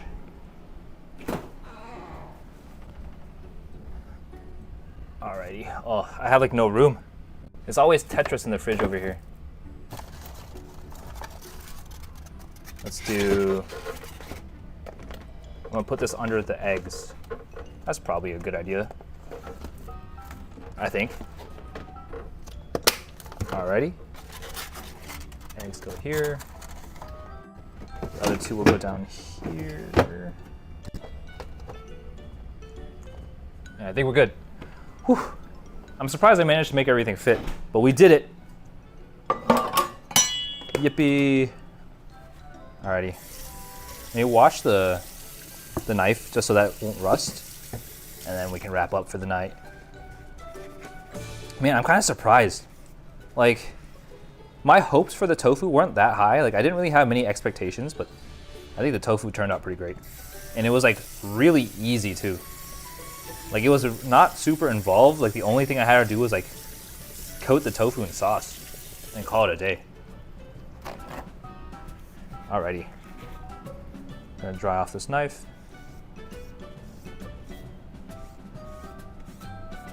And we are good to go. All right, with that, I'll turn off this camera and I'll take you guys back to the base station. Gonna bring you back to the home base. The main computer. The heart and soul of the setup. Alrighty. And we're back. Let me switch to the just chatting screen. Alrighty. You gotta get on a presentation show. You just got that vibe. Like a 30-minute show, venue with 10 chairs. No, that would be awesome, honestly. That sounds like a dream come true. Maybe if I get big enough for that. But thank you, I appreciate the words. The suggestion is something I would definitely love to do. But yeah, let me go ahead and switch to the normal microphone setup here. Because I know you can kind of hear everything with a wireless mic. And my XLR mic should be a little crispier. All right, we're back. The base computer setup. Oh, I'm so stoked. I'm so excited for the meals this week because like I really want the tofu to work. Like actually, I'm like so stoked. Love the streams. Keep up the great work. Thank you. I appreciate it, like man. That means a lot. I'm glad you're enjoying them. Yeah.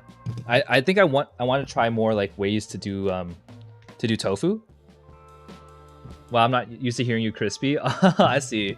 Yeah, the cooking streams don't have like the best area for the crispy speaking setup, but this is the crispiest I can be, at least for the time being. But yeah, I'm super curious to try like the different like textures of tofu because like there's like the extra super firm tofu that we use today, and I know that silken tofu is almost like pudding in texture. I feel like I want to try to make sundubu, which is like the Korean like silken tofu dish. It's very heavily soup based, so I feel like I would want to give that a try. I might do that on like a Friday stream or something where like I just try to make a dish and not necessarily meal prep. I think I still definitely want to stick with meal prep Mondays because it gives me something to eat throughout the week. But outside of that, like I think I need to introduce more cooking because I don't have a lot of opportunities to experiment because I have the whole week's worth of food cooked for me. So maybe on the weekends or something, I'll give a more, I guess, what's it called? Like a new strategy. I like try to do like a new dish or something, a new technique. It's like my training arc. You know how like every anime protagonist has a training arc where they go meditate under a waterfall? That'll be me, except I'm learning a brand new dish. Pretty much, that's gonna be me.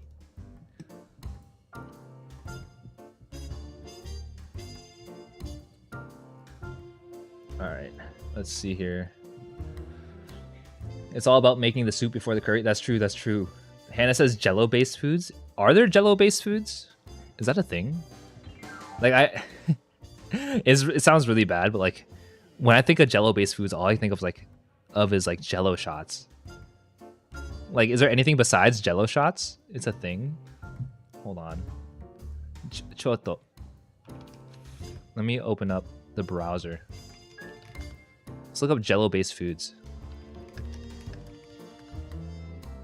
Images. There are Jello-based foods out there. I've made it a few times. Oh, I see. Here we go. I found the Google page. Let's have a look-see. Look at this. Jello salad. There's like eggs in this Jello. There's a rainbow Jello. Apple Jello. This is so interesting. It ain't much to write home about, other than that it can be done. Ah, I see. I'm not really sure if this is something that intrigues me. Is this really the best food? This looks like it came out of like the 1940s. Like this looks super like sterile. I don't know. This is interesting. I didn't know this existed. People in the 19th century used to make Jello type foods all the time. Ah, I see. Is it filling though? That's so strange. This concept is so strange to me. But hey, this fruit one looks good. Peaches and cream Jello. That sounds like a really solid dessert, honestly. That doesn't sound half bad. Alrighty. Well, it is getting late for me, so I'm going to wrap up stream for the night. But I appreciate everyone that's come to hang out today. It's been a lot of fun. Learning to work with tofu has been really interesting. Like, I'm really pleasantly surprised by how easy it was to work with the tofu. Good night. Absolutely. Thanks for popping in, everybody. I appreciate it. I'm going to use my usual shout outs here before we end.